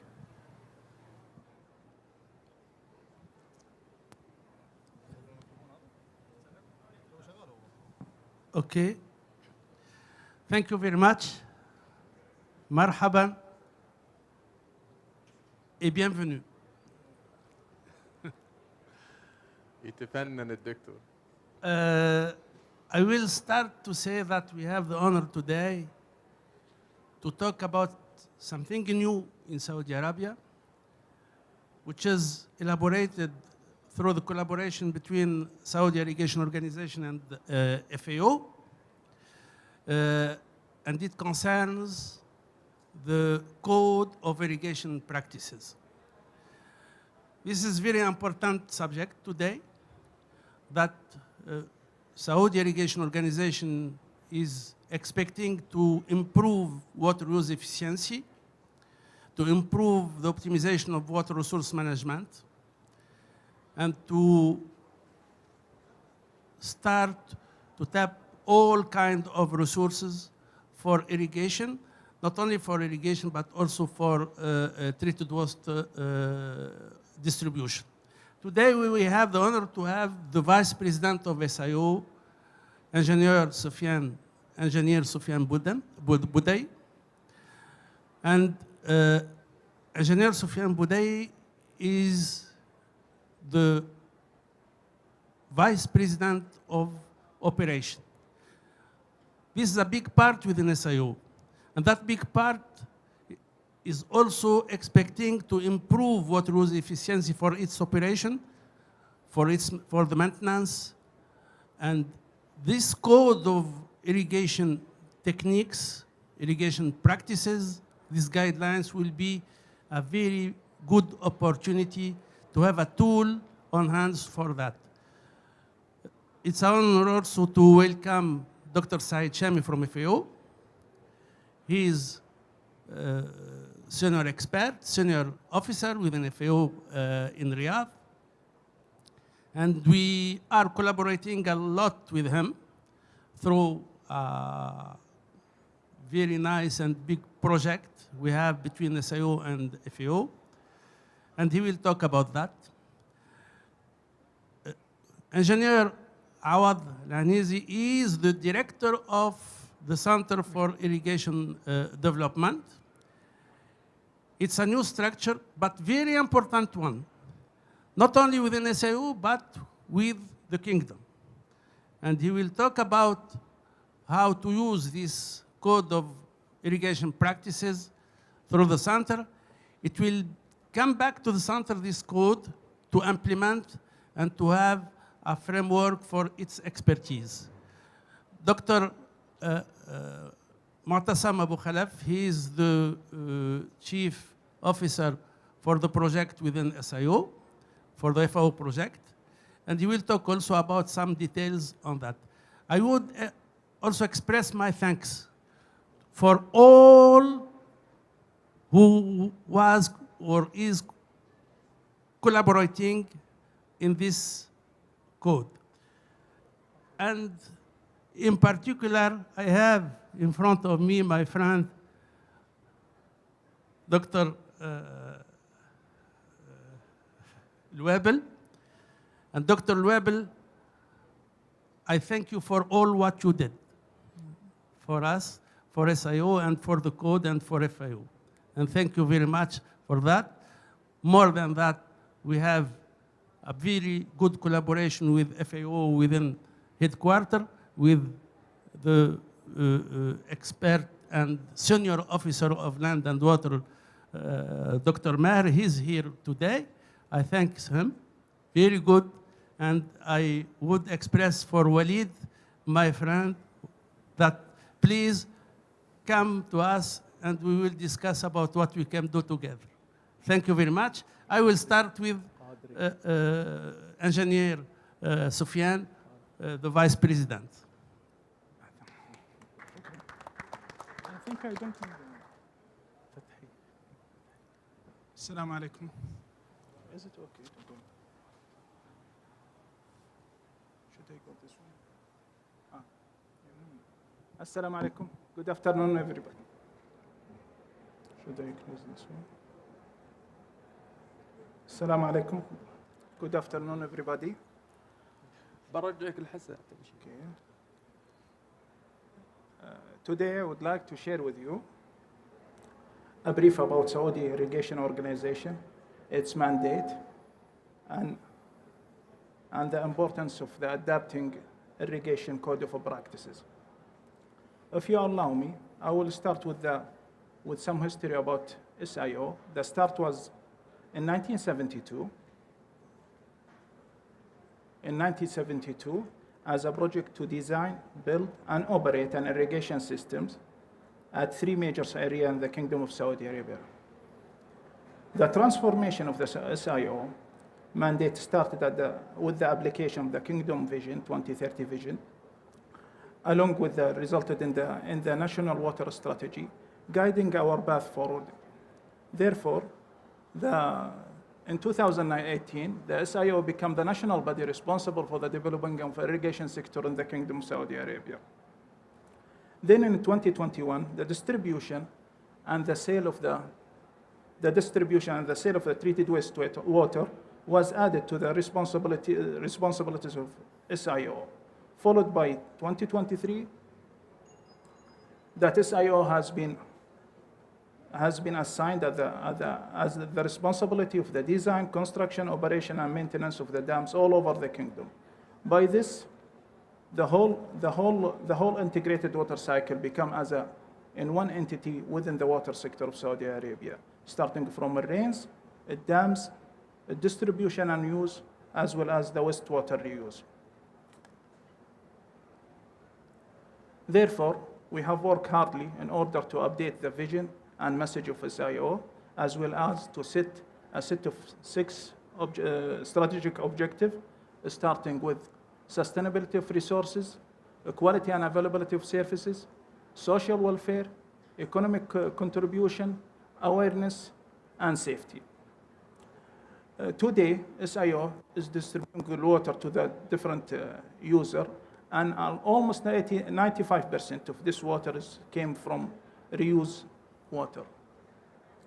These slides show you the component of the treated wastewater reuse system, starting from the production until the reuse. Also that water reuse is positioned at the end of the supply chain cycle. It plays a crucial role in achieving integrated water resource management by maximizing the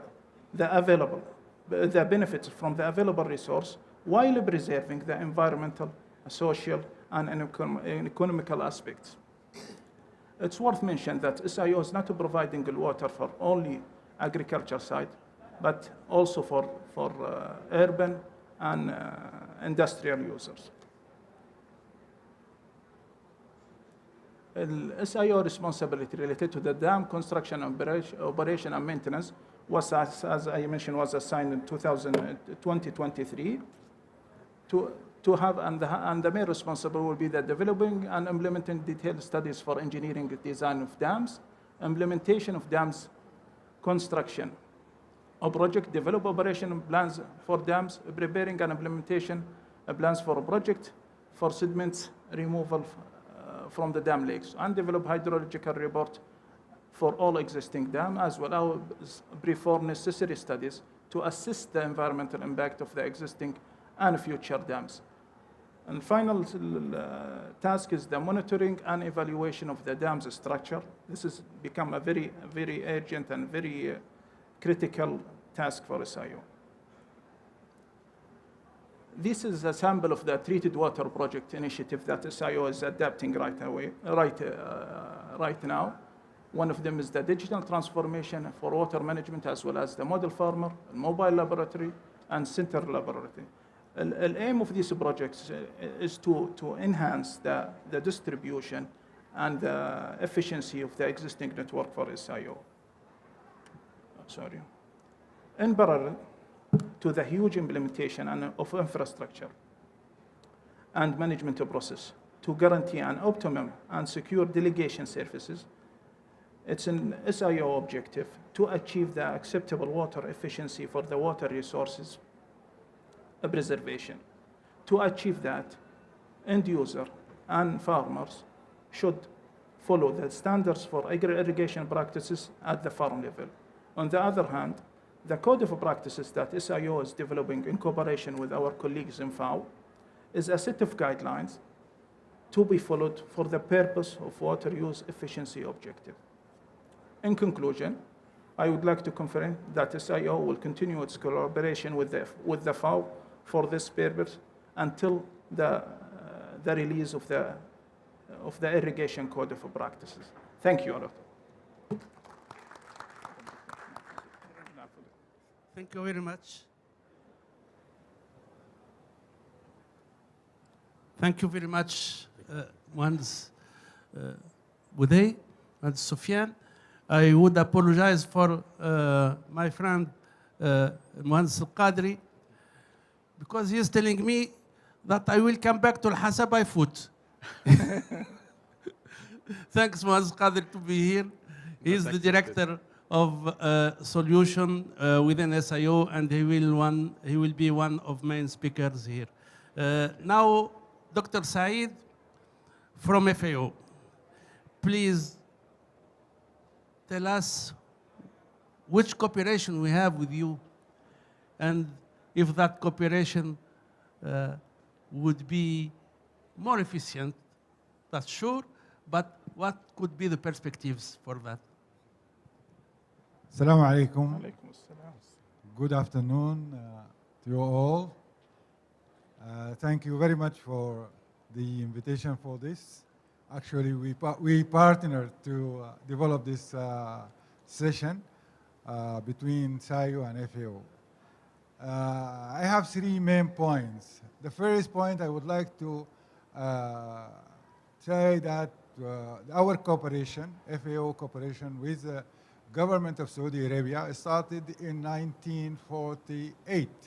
That is the time when Saudi Arabia signed or joined FAO. Actually, Saudi Arabia was part of the countries that were trying to develop the organization itself. So that is the first point. The second point, we started our technical cooperation in 1952 with small interventions, technical support. As you know, that FAO is a technical support agency that provides technical support in different areas, in agriculture, in water resources, and also the environment aspect. When we say agriculture, we are talking about all livestock, fisheries, and of course the crop. The second point I want to say is about our technical support with actually SIO. By the time we started cooperation, I think it was maybe 1994 or 90, something like that. That is when we started projects on treated wastewater and also on water management and on irrigation. That time, SIO was still, how was it called? For Al-Hasa irrigation system. The third point I want to say is that, which is now the current cooperation, it started with the, after of course the endorsement or the approval of the Saudi Vision 2030 with a number of cooperation projects with the government through the Ministry of Environment, Water and Agriculture, and also Saudi Irrigation Organization. We have a big project with the Saudi Ministry of Agriculture, that is the rural development, and there were several events going on around that cooperation there. And we have the Saudi Irrigation organization, we have two projects actually, which are technical support in a number of areas. The first one is on the irrigation, the promotion of efficient irrigation system, and we succeeded in actually developing a very clear program, and also that was implemented effectively and efficiently. I say effectively and efficiently because our friend Dr. Fathi was asking whether we are efficient or effective. We are both effective and efficient. I'm talking about the partners. That is SAIU and FAO. And I said that to the Vice President just maybe half an hour ago. I said that our cooperation was very effective and efficient because we produced results, both jointly. And I think that is very important. One of these results is the Saudi Irrigation Code of Practice, which is supposed to be, I think our friend Dr. Mu'tasim will talk about the different types of the codes, but there is, in general, there is the Irrigation Code of Practice that is enforced by law, and another one which is enforced by voluntary. And we are here talking about the voluntary Code of Practice, which is actually, I would suggest that in our conclusion from this session, we have to support two areas. The awareness raising among farmers to promote the Irrigation Code of Practice, and the second is to provide some incentive to the farmers who will join the farmers who are joining with the implementation of this code. And when I talk about incentive, that is maybe a policy incentive or financial incentive from the different institutional funding agencies like ADF, the Agricultural Development Fund. If the Agricultural Development Fund promotes or provide the grants or the credits to support the farmers, I think, in my opinion, if they support those leaders who are going to implement this code of practice, that is perfect. And we will achieve something in the future. I don't want to take too much of your time. I thank you again, and we look forward to a fruitful discussion. Thank you. Thank you, Dr. Said. Thanks a lot. But we are here to be sure that we will work effectively together. And we will benefit not only from FAO within Riyadh, but all FAO from other parts in Rome and in Dubai. Let's now move to Engineer Awad. Engineer Awad, he is the director of the new Center of Irrigation Development, and it's a newborn within SIO, very important one, technically very important. He's a support for not only SIO, but he's a support for all the kingdom where water is used for irrigation, and it's expected to be very, very promoted in the region. I will let him to explain how this code was elaborated and how the center will be promoting this kind of tools. Dr. Awad. شكرا.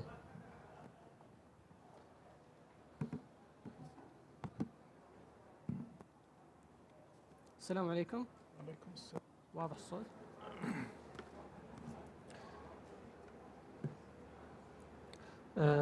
عوض العنزي مدير مركز تطوير أساليب الري. First, thanks for the organizers and glad to be here today, glad to present a letter actually going to answer the main question about why we have this irrigation code practice is a huge question. Just to mention here a very few direct straight answers to help the audience understand the why. Understand why we gone through this practice, why we gone through this partnership between SIO and FAO.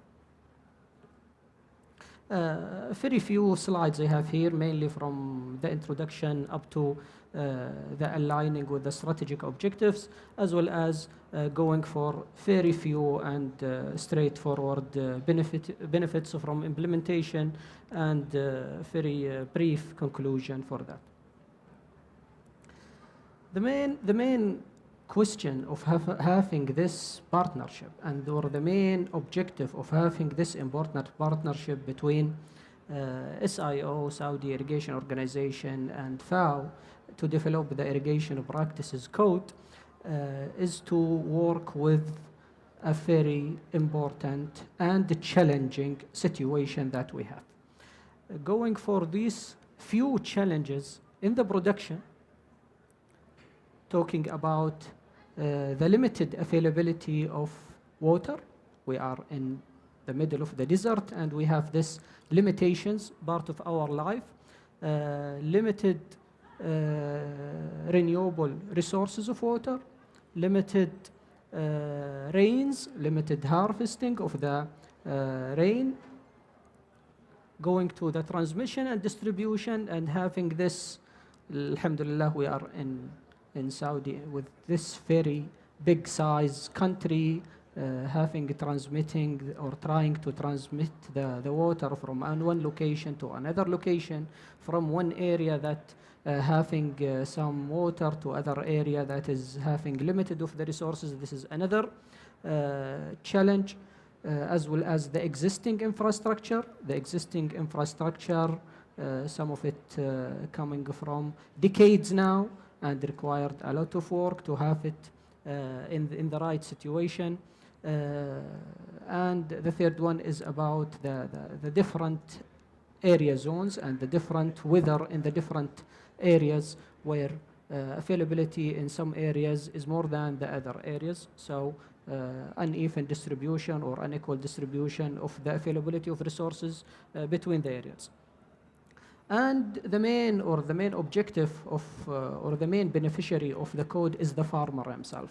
So how we can improve the management within the farm, the practices within the farm, helping the farmer himself to be more productive from both using the water and from both the farming activities. Which include the use of new technologies, which include the use of new tools in the right manner.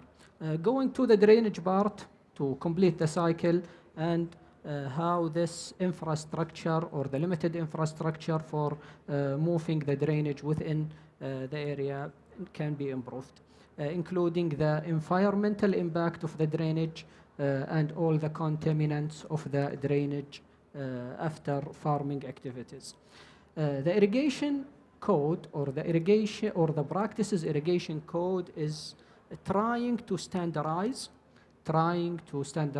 or to address these challenges, including promoting the modern technologies, improving, reducing the heavily use of the unrenewable resources, as well as increasing the use of treated wastewater that is used in agriculture activities. So it's mainly about helping the practices, and these practices improvement will have a major impact all across the farming journey. So, in simple words, the objective of the Saudi Irrigation Code of Practices is to address agriculture water challenges and advancing irrigation practices within Saudi Arabia, including both tackling the major challenges as well as improving the use of new technologies and the use of new technologies. Going to improving the economic sustainability of the irrigation sector, as well as the on-farm management, on-farm activities, and enhancing sustainable practices within the farms and within the farmers' work. It's aligned with the overall picture, it's aligned with the overall objectives. as the code of practices helping to achieve Vision 2030 in both the sustainability and the water management parts. It is aligned well with the Saudi Irrigation Organization role and objectives, where the code will help the institution objectives like the operational practices and the sustainable use of resources, and it is aligned with the irrigation development center that is recently established within SIO, where this center will help to evaluate the practices and will help to promote and to evaluate the use of new technologies. So this code of practice is aligned well with the strategic objectives and aligned well with the overall picture and with the overall what we are looking for, targeting to achieve the 2030 vision بإذن ta'ala. Key benefits, just a few, just a direct ones, while the benefits is much more than this, talking about enhancing the productivity within the farm, enhancing the use of water and reduce the expenses and reduce the cost of doing these activities. It is aligned with the work to improve the climate or to work with the climate challenges, and to increase the farmer awareness about the activities and about what is expected to be done and how it can be done in the right manner. Targeting to have environmental sustainability and overall efficiency and effectiveness results. Direct beneficiaries, while the use will be everywhere, the first one is the farmers. The first one is the frontliners who are doing the farming activities. Also, any workers within the sectors, advisors, consultants, providing services, all the people working with the farming activities, they will get direct benefit from the code.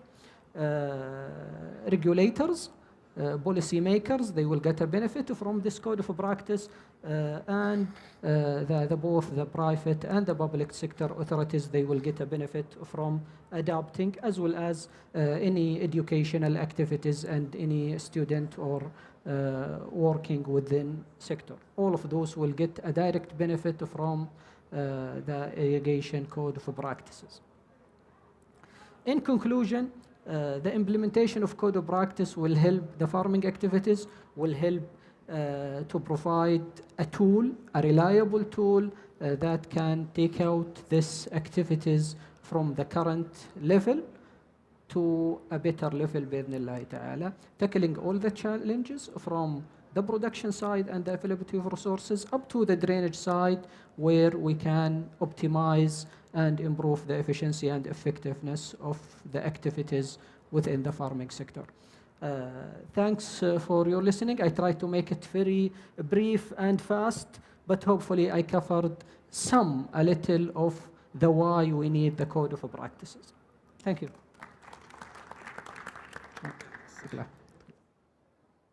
Thanks, Engineer Awad. Thank you very much, Engineer Awad. This is what was the first introduction for a future launching of this code. It starts now. We will move to another part of this panel, let's say. And you know that SIO is addressing many challenges in terms of operation. We are operating with treated wastewater, which has some challenges in terms of quality, and SIO has a lot of tools for that, monitoring for this quality under international standards. We talked about that yesterday, and that operation is coming from the first pumping station for treated wastewater. In the future, or now, let's say, it's also for the dams, which is another part, big component within SIO. Then it's another source of water which has its specificities and transport that water to the zones, the sectors, the irrigated sectors. There are some challenges in terms of the quality transformation. Then there are some tools which are with SCADA, with any other technologies, they are there. And when we arrive to the hydrant, al-makhraj, we will have a lot of questions about water use efficiency at farm level. The water use efficiency at farm level has several stakeholders: the suppliers, the producers of equipments, the kind of equipments, their hydraulic characteristics, and the way we use that for any irrigation techniques and for different crops. And there, the code is coming for us to work between the operation and the farm. And Muhandis Abdullah will talk about this part of operation. He's the leader of the operation department. He has daily preoccupation with this kind of systems, and he will introduce this bridge between the code and the operation.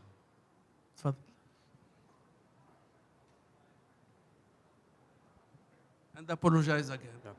And we will come back to Hassan. لا راح تمشي.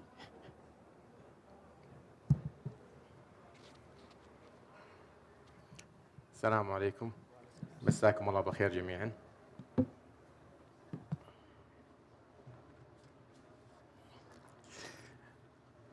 شكرا على الزملاء اللي سبقوني في التعريف.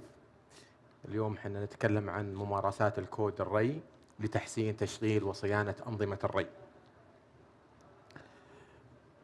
ممارسة الكود في الري يحسن التنمية على مستوى المزرعة، تشكل إطار مهم للتخطيط والتصور والتصميم والإدارة والتشغيل والصيانة لأنظمة الري. ونؤكد على ما يلي في أهمية تطوير الكود لممارسات من منظومات التشغيل والصيانة، أيضا التحديات والفرص في تطبيق قواعد الممارسات لتحسين التشغيل والصيانة، أيضا استخدامات حالات الكود في المؤسسة العامة للري والخاتمة. نتكلم عن منظمة المؤسسة العامة للري. المؤسسة العامة للري تعمل على توجيه قطاع الري في كافة أنحاء المملكة لتطوير وإدارة وتشغيل وصيانة وتحقيق كفاءة استخدام المياه والاستدامة في قطاع الري. فمن المهم إرسال قواعد وإرشادات تضمن سلسلة أنشطة الري والمستفيدين منها لتوجيههم نحو أفضل الممارسات وتنظيم العلاقة بين مقدمي خدمات الري لمياه الصرف الصحي المعالج وحماية مصالح وحقوق جميع أصحاب المصلحة. إن تطبيق الكود وقواعد ممارسة الري لإدارة مياه الري بهدف تحسين التشغيل والصيانة يطرح العديد من التحديات، مما في ذلك قيود الموارد وقيود البنية الأساسية ومقاومة التغيير، في حين أنها تقدم فوائد كبيرة من حيث الكفاءة والاستدامة والإنتاجية الزراعية.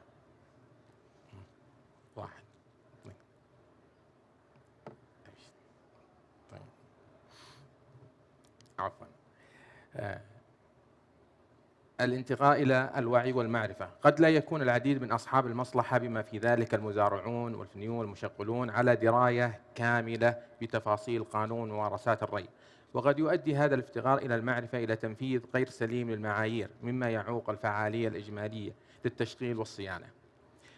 هناك تحديات رئيسية وفرص. القيود المتعلقة بالبنية الأساسية: قد لا يتم بناء أنظمة الري الحالية وفقا للمواصفات الموضحة في الكود. الممارسات: قد يكون تغيير الأنظمة القديمة لتلبية المعايير الجديدة معقدة ومكلفة من الناحية الفنية. مقاومة التغيير: قد يتردد المزارعون ومشغل أنظمة الري في تبني أساليب ومعايير جديدة، خاصة إذا لم تكن الفوائد المتوقعة واضحة على الفور. إن العادات الثقافية والتردد في التخلي عن الممارسات التقليدية والافتقار إلى الثقة في الأنظمة الجديدة يمكن أن تشكل أجزاء كبيرة. القيود المالية أيضا يتطلب تنفيذ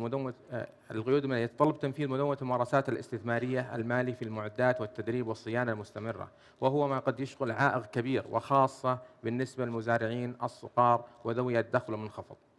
التدريب الغير كافي، إن عدم كفاية تطوير المهارات للفنيين والمزارعين يمكن أن يعيق التطبيق الفعال. الفوائد المتوقعة: كفاءة، مصداقية، خفض التكاليف، قلة المحاصيل والجودة. الكفاءة، أحد الأهداف الأساسية لمجتمع الممارسة هو تحسين استخدام المياه، مما قد يؤدي إلى الحفاظ على المياه بشكل أفضل وتقليل خسائر المياه وتعزيز الاستدامة. المصداقية، من خلال تنفيذ أفضل الممارسات لتصميم وتشغيل وصيانة الري، أنظمة الري، يمكن لمجتمع الممارسين تحسين البنية التحتية وضمن عمل الأنظمة بشكل أكثر موثوقية وثباتا. خفض التكاليف، يمكن الصيانة الوقائية أن تقلل من تكاليف الصيانة الإجمالية من خلال تحديد المشكلات قبل تتفاقم إلى مشكلة كبيرة، مما يؤدي إلى توفير التكاليف على المدى الطويل. قلة المحاصيل والجودة، ومن خلال تعزيز ممارسات إدارة الري يمكن لمجتمع الممارسين مساعدة المزارعين على تحقيق توزيع أكثر كفاءة وتوحيدا للمياه، مما قد يؤدي إلى تحسين قلة المحاصيل وإنتاج منتجات ذات جودة أعلى، وبالتالي تعزيز الإنتاجية الزراعية الإجمالية. الفرص المتوقعة: الاستدامة وحماية البيئة، ويهدف قانون ممارسة الري إلى تعزيز الحفاظ على المياه وحماية البيئة. بناء القدرات وتنمية المهارات، إن اعتماد مجتمع الممارسين يوفر الفرصة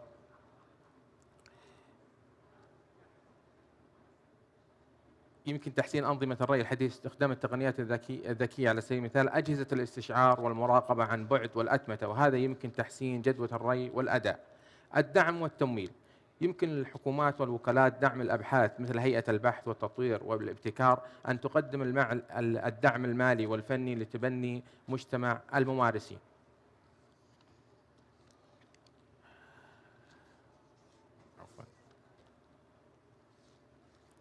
احنا اللي بعدها. طيب. هذا الصورة هي تبين أنظمة الري المعمول فيها بالمؤسسة العامة للري. هذا جزء من المنظومة، وهي منظومة نقل تبتدأ من منطقة الخبر، المنطقة الشرقية، انتهاء ب5 مواقع في الأحساء تقوم على تنظيم ونقل وتنظيم وتوزيع الري إلى المزارعين. المالكون لهذا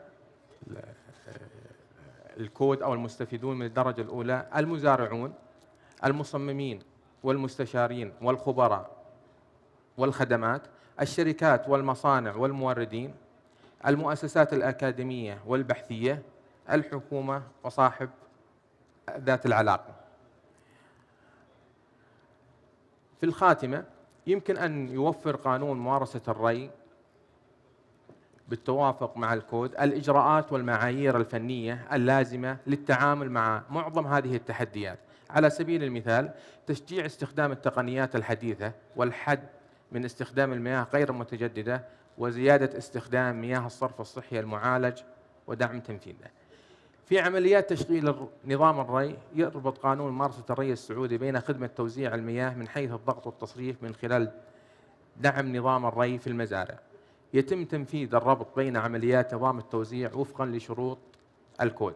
إن نجاح نظام الري من التوزيع إلى التنقيط على مستوى المزرعة يرجع إلى تطبيق المعايير الفنية لقانون الري لجميع أصحاب المصلحة. شكرا على حسن استماعكم.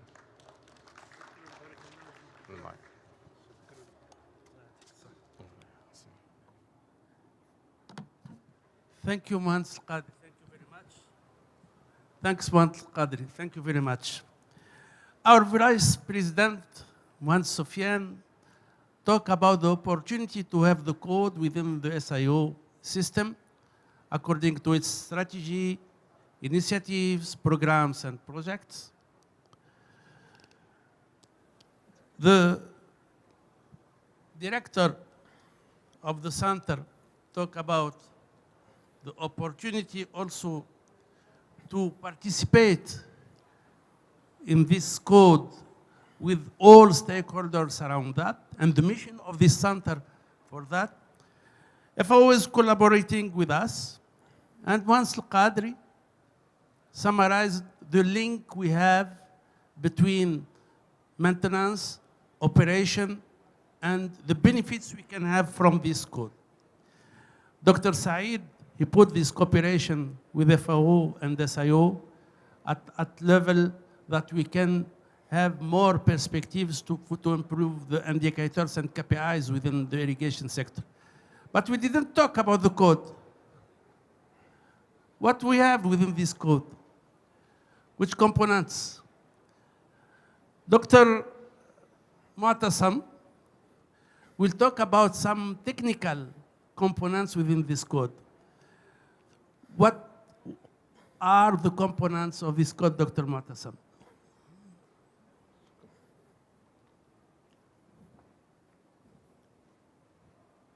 Thank you. Assalamu alaikum. Alaikum assalam. You can hear me? Okay. هلا هذا Okay.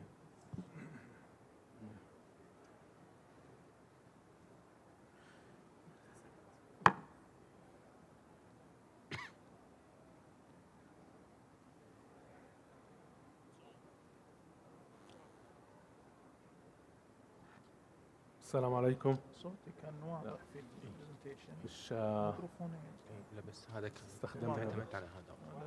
السلام عليكم. عليكم السلام. Now we will present the Saudi Code of Irrigation Practices. So the definition, when we say the Saudi Code of Irrigation Practices, it is a comprehensive document covering the life cycle of the irrigation system, from the planning to design to operation and maintenance. And when benchmarking the different type of codes and standards and regulations for irrigation worldwide, we found that there are mainly two components of these types of codes. There is the voluntary guidelines or the enforced law. And in the case of our code, it is the first type, voluntary guidelines. Briefly, the three main objectives of developing this code, they were to set specifications and conditions required for the minimum acceptable level of irrigation practices and activities that are compatible with the international standards and specifications, and which meet in the same time the national Saudi requirements. Also, this code will contribute to increase the efficiency of the water use by adhering to specifications and standards through all the irrigation activities. That will reduce the corrosion and the breakage of irrigation equipments, and thus this leads to reduce the water loss through seepage or leakages. The third objective is to strengthen and regulate the relationship between the different key stakeholders and partners and all the members of the irrigation systems, such as the users, suppliers, companies, governmental and non-governmental bodies, in addition to the private sectors and the farmers, for sure. So I will go very fast because my colleagues, they mentioned, they give the background about the water use in agriculture and the challenges of facing the irrigation sectors were mentioned by Engineer Awad. So these challenges, they are mainly under the components of production, transmission and distribution, on-farm management and drainage. And each of these items, there are some reasons behind it. And these challenges, they created the need to develop the irrigation code of practice, which can provide the technical procedures and the standards to deal with these challenges, such as the technologies, the reduce the use of renewable water, the increase of the use of TSE, and the support and enforcement of water tariffs and penalties. So by conclusion, considering the previously mentioned challenges and which was presented in the previous presentation in the irrigation sector, they created the need to create and to develop such code of irrigation practices which will contribute to support SIO exercise and the duties and responsibilities, which will also contribute to provide technical information and procedures, design standards for irrigation system designers, operators, and the other users, in addition to introduce new incentives on the system from policy incentives or financial incentives and materials, as mentioned by Dr. Saeed, and to promote the modern irrigation technologies, which will increase for sure the water use efficiency, and to promote and adopt the best practices in all the stages of the irrigation cycle, from design, implementation, operation, and maintenance. So the main stages in developing this code was, there was a team from SIO and FAO composed of legal experts and technical experts from different backgrounds who did a comprehensive assessment for the current situation of the irrigation sector in Saudi Arabia and the irrigation systems, technologies, practices, as well as the laws, regulations, and the standards related to the water and irrigation sectors. Also, a benchmark have been done for all the good international practices, and lessons learned were extracted to develop this Saudi Code of Irrigation. This benchmark extracted the best practices that they can cope with the current situation and the current condition of the Saudi irrigation sector. This was a continuous consultative meeting with different stakeholders in order to ensure that there are no other similar works or works related or has any other linkages to this code of practice. And in the case of this, ensure good integration and connection with the proposed code.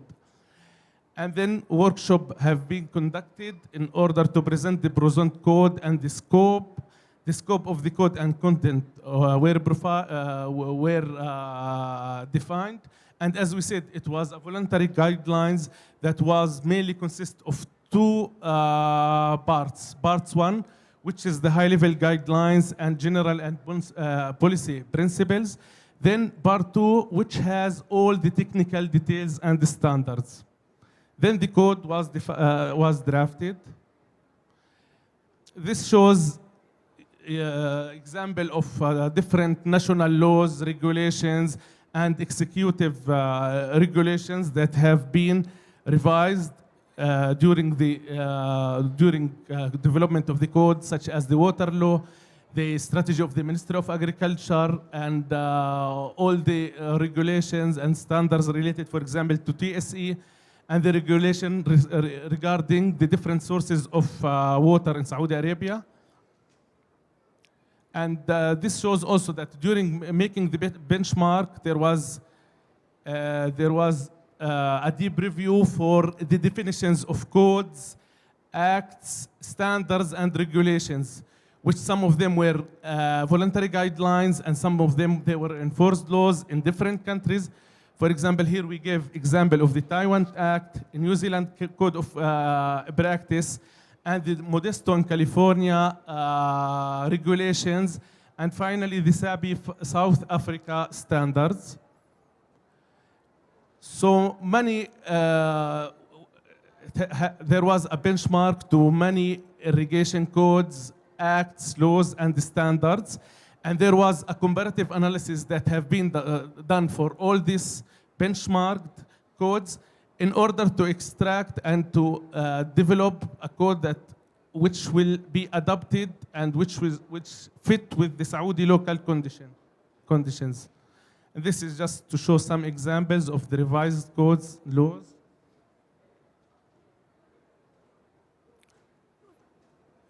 Okay, sorry.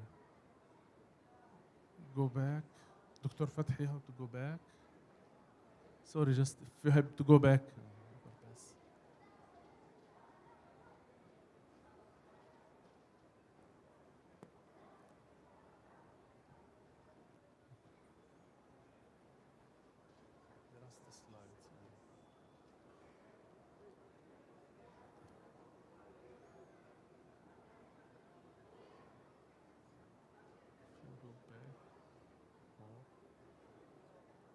the one before. Yeah, thank you very much. Now, if just to talk about the components and the content of each component, the components of this code. The code composed of objectives and the scope to adopt safe and sustainable irrigation standards. The code begins with a comprehensive introduction defining the objectives, the scope, and the particular importance of these standards in implementing safe and sustainable irrigation practices. Then we have the definitions to standardize the terminology for comprehensive understanding for all readers and users. This achieved by listing fundamental terms to ensure a unified understanding, a common understanding among all users. The code also defines key performance indicators that aid in evaluating the effectiveness and efficiency of irrigation systems by monitoring water use consumption and system impact on the environment and different impacts. Then we have the planning part to develop sustainable strategic plans, including comprehensive guidelines to assist in preparing strategic plans that contribute to a sustainable and sustainability and success of the different irrigation systems and practices.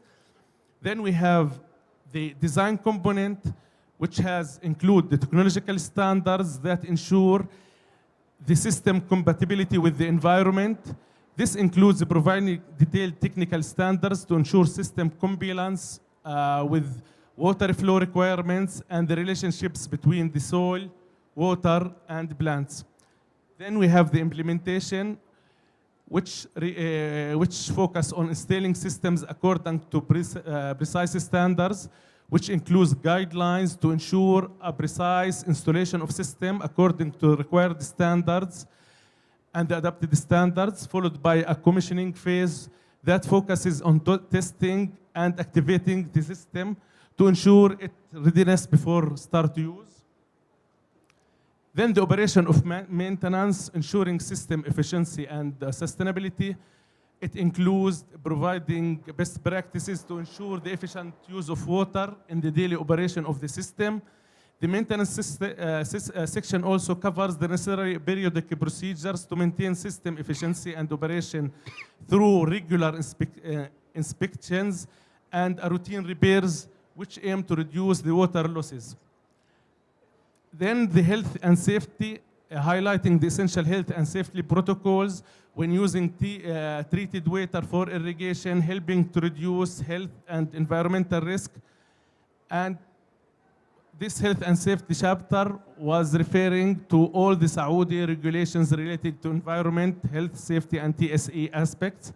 Then finally, the financial aspect to ensure a sustainable investment in planning and analysis, to provide guidelines when we have the financial planning and investment analysis to ensure project sustainability.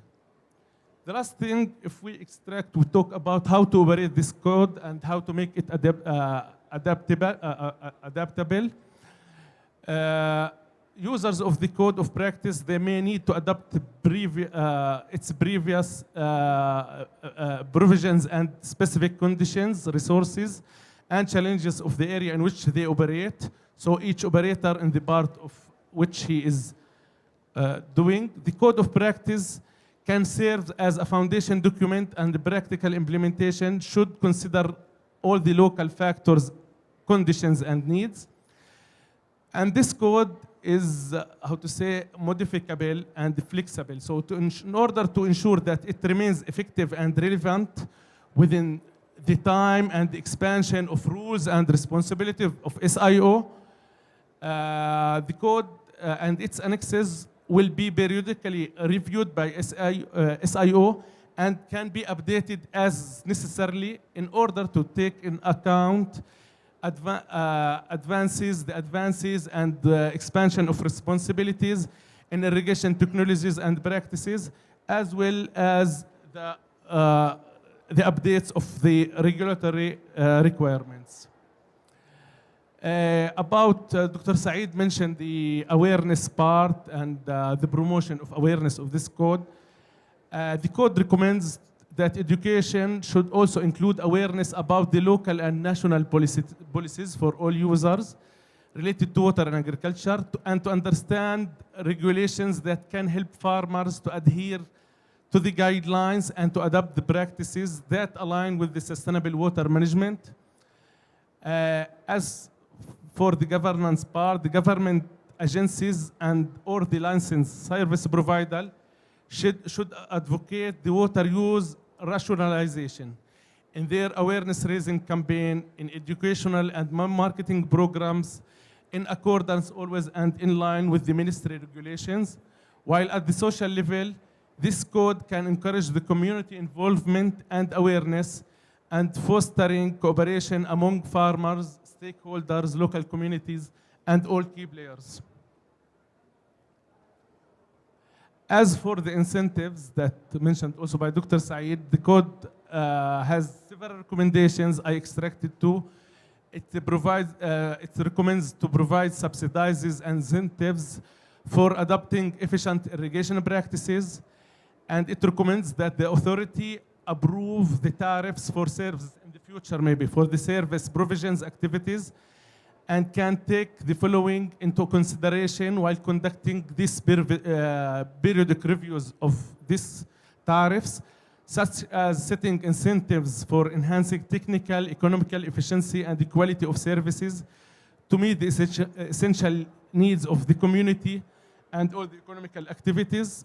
Finally, to enable the licensed service provider to operate efficiently, to recoup the full cost, and to achieve a reasonable return of these invested capitals in the irrigation sector. Thank you.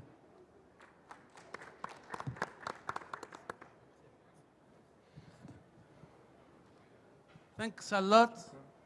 You can see that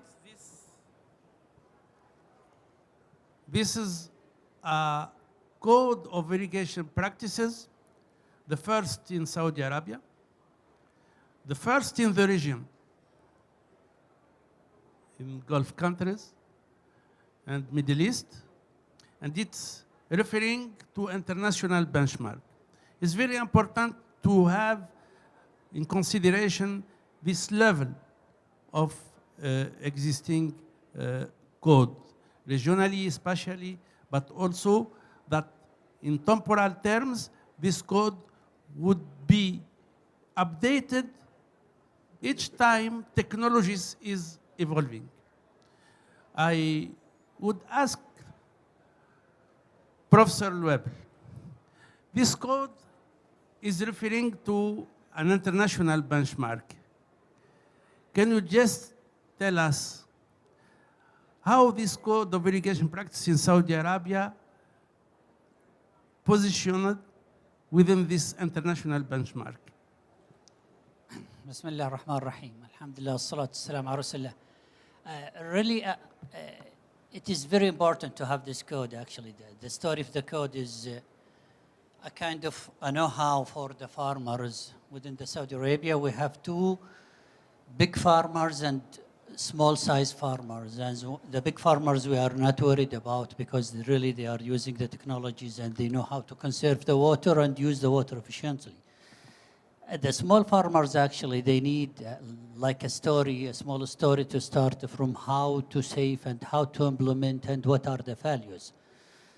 So when this code start in preparing how to prepare it, actually the search for the international practice is a major part to learn from the lessons from different countries, especially the countries like Saudi Arabia, arid lands where they have a problem on security in water. And we found different lessons actually from Australia, from New Zealand, from United States, and from Africa. Probably these countries, they are using the water efficiently.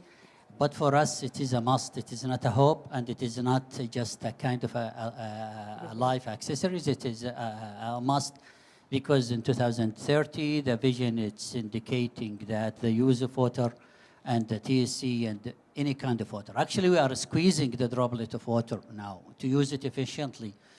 So using the expertise and using the experience from different countries, it was very helpful in dictating this kind of work and to prepare it to be suitable with the Saudi laws. We have so many laws here in Saudi Arabia, and still the laws, they are generated. So this one is taking into consideration the irrigation water and the TSC plus the practices within the farm. This one, it will help the farmers to know how to save water, how to use it efficiently, and how to use the technology. So probably this one, it will be the foundation, the solid foundation for the irrigation within the farmers, because we know, like in Al-Ahsa, they have more than 25,000 farmers, and these farms are small-scale farms. So the practice of irrigation is probably the traditional one, but now they need to move to the different type of irrigation to use it efficiently, to increase the water use efficient. So this is the story of the code. I hope I answered your question. Thank you, Professor. Dr. Omar Lafuz, you are collaborating with SIO for Aflash. You know that irrigation for this kind of traditional, very important systems, and SIO is very keen for this kind of work to develop this Aflash. Your opinion about a code coming in very small area, very small scale of water resources systems, traditional systems, very water scarce regions, and within a lot of uncertainties in terms of renew for this kind of systems. How are you, or your opinion on this, applying this code for Aflash? السلام عليكم، بسم الله الرحمن الرحيم، الحمد لله رب العالمين.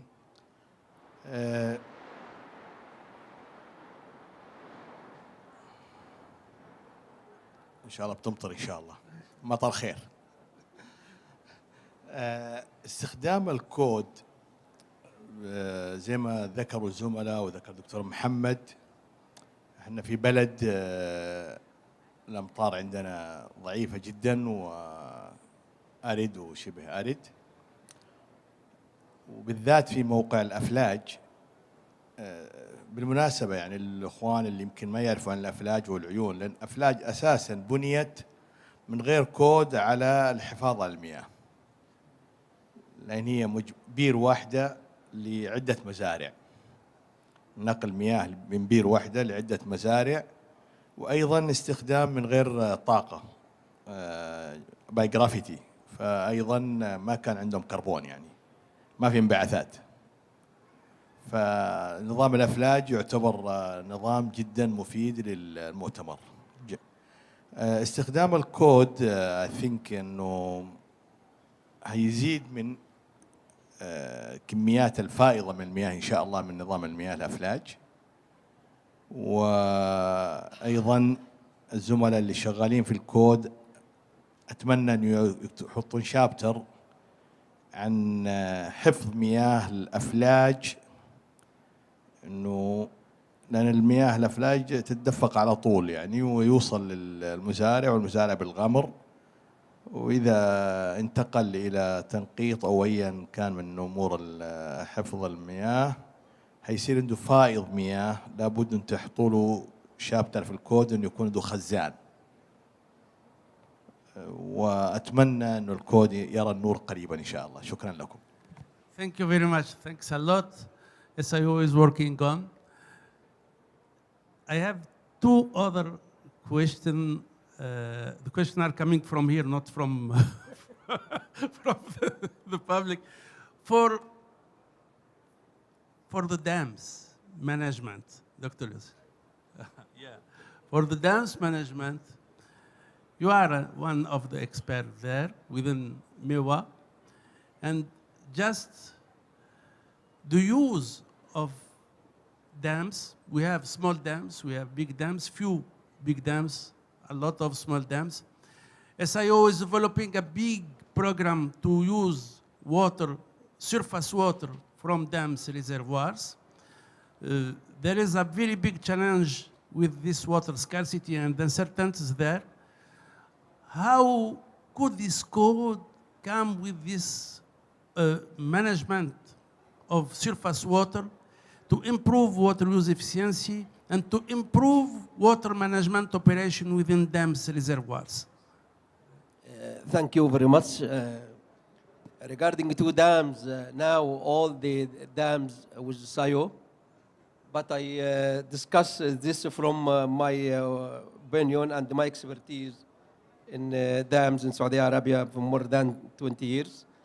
As we know that dams enhancing the water resources and maximize the benefits from the rainfall harvesting. As we know that we have some large dams, such as Jazan Dam. Jazan Dam, the first dam in Saudi Arabia, have the irrigation canals system. So there is another dams can be maximize the benefits from irrigation because there is a surplus of water in this dam, large King Fahd Dam and Hali Dam and Rabigh Dam. These dams already enhance the increasing the water level in the farmer wells during the flushing the dams, and this is during application of the emergency state and the operational plans for dams. So the dams can enhance in a good manner and contributes in water resources enhancing. We have 246 dams for irrigation purpose, can well used by this code, and we can add a chapter for how we can maximize the benefits from the use of dams, surface water in irrigation system. Thanks a lot, Doctor. Thank you very much. We can see this part of soil, plant, water, atmosphere continuum, and that continuum is today in every project within SIO with all the details of operation and so. Last reaction, Dr. Walid, you are today the representative, FAO regional representative for the Gulf countries. We have this work with FAO. What next?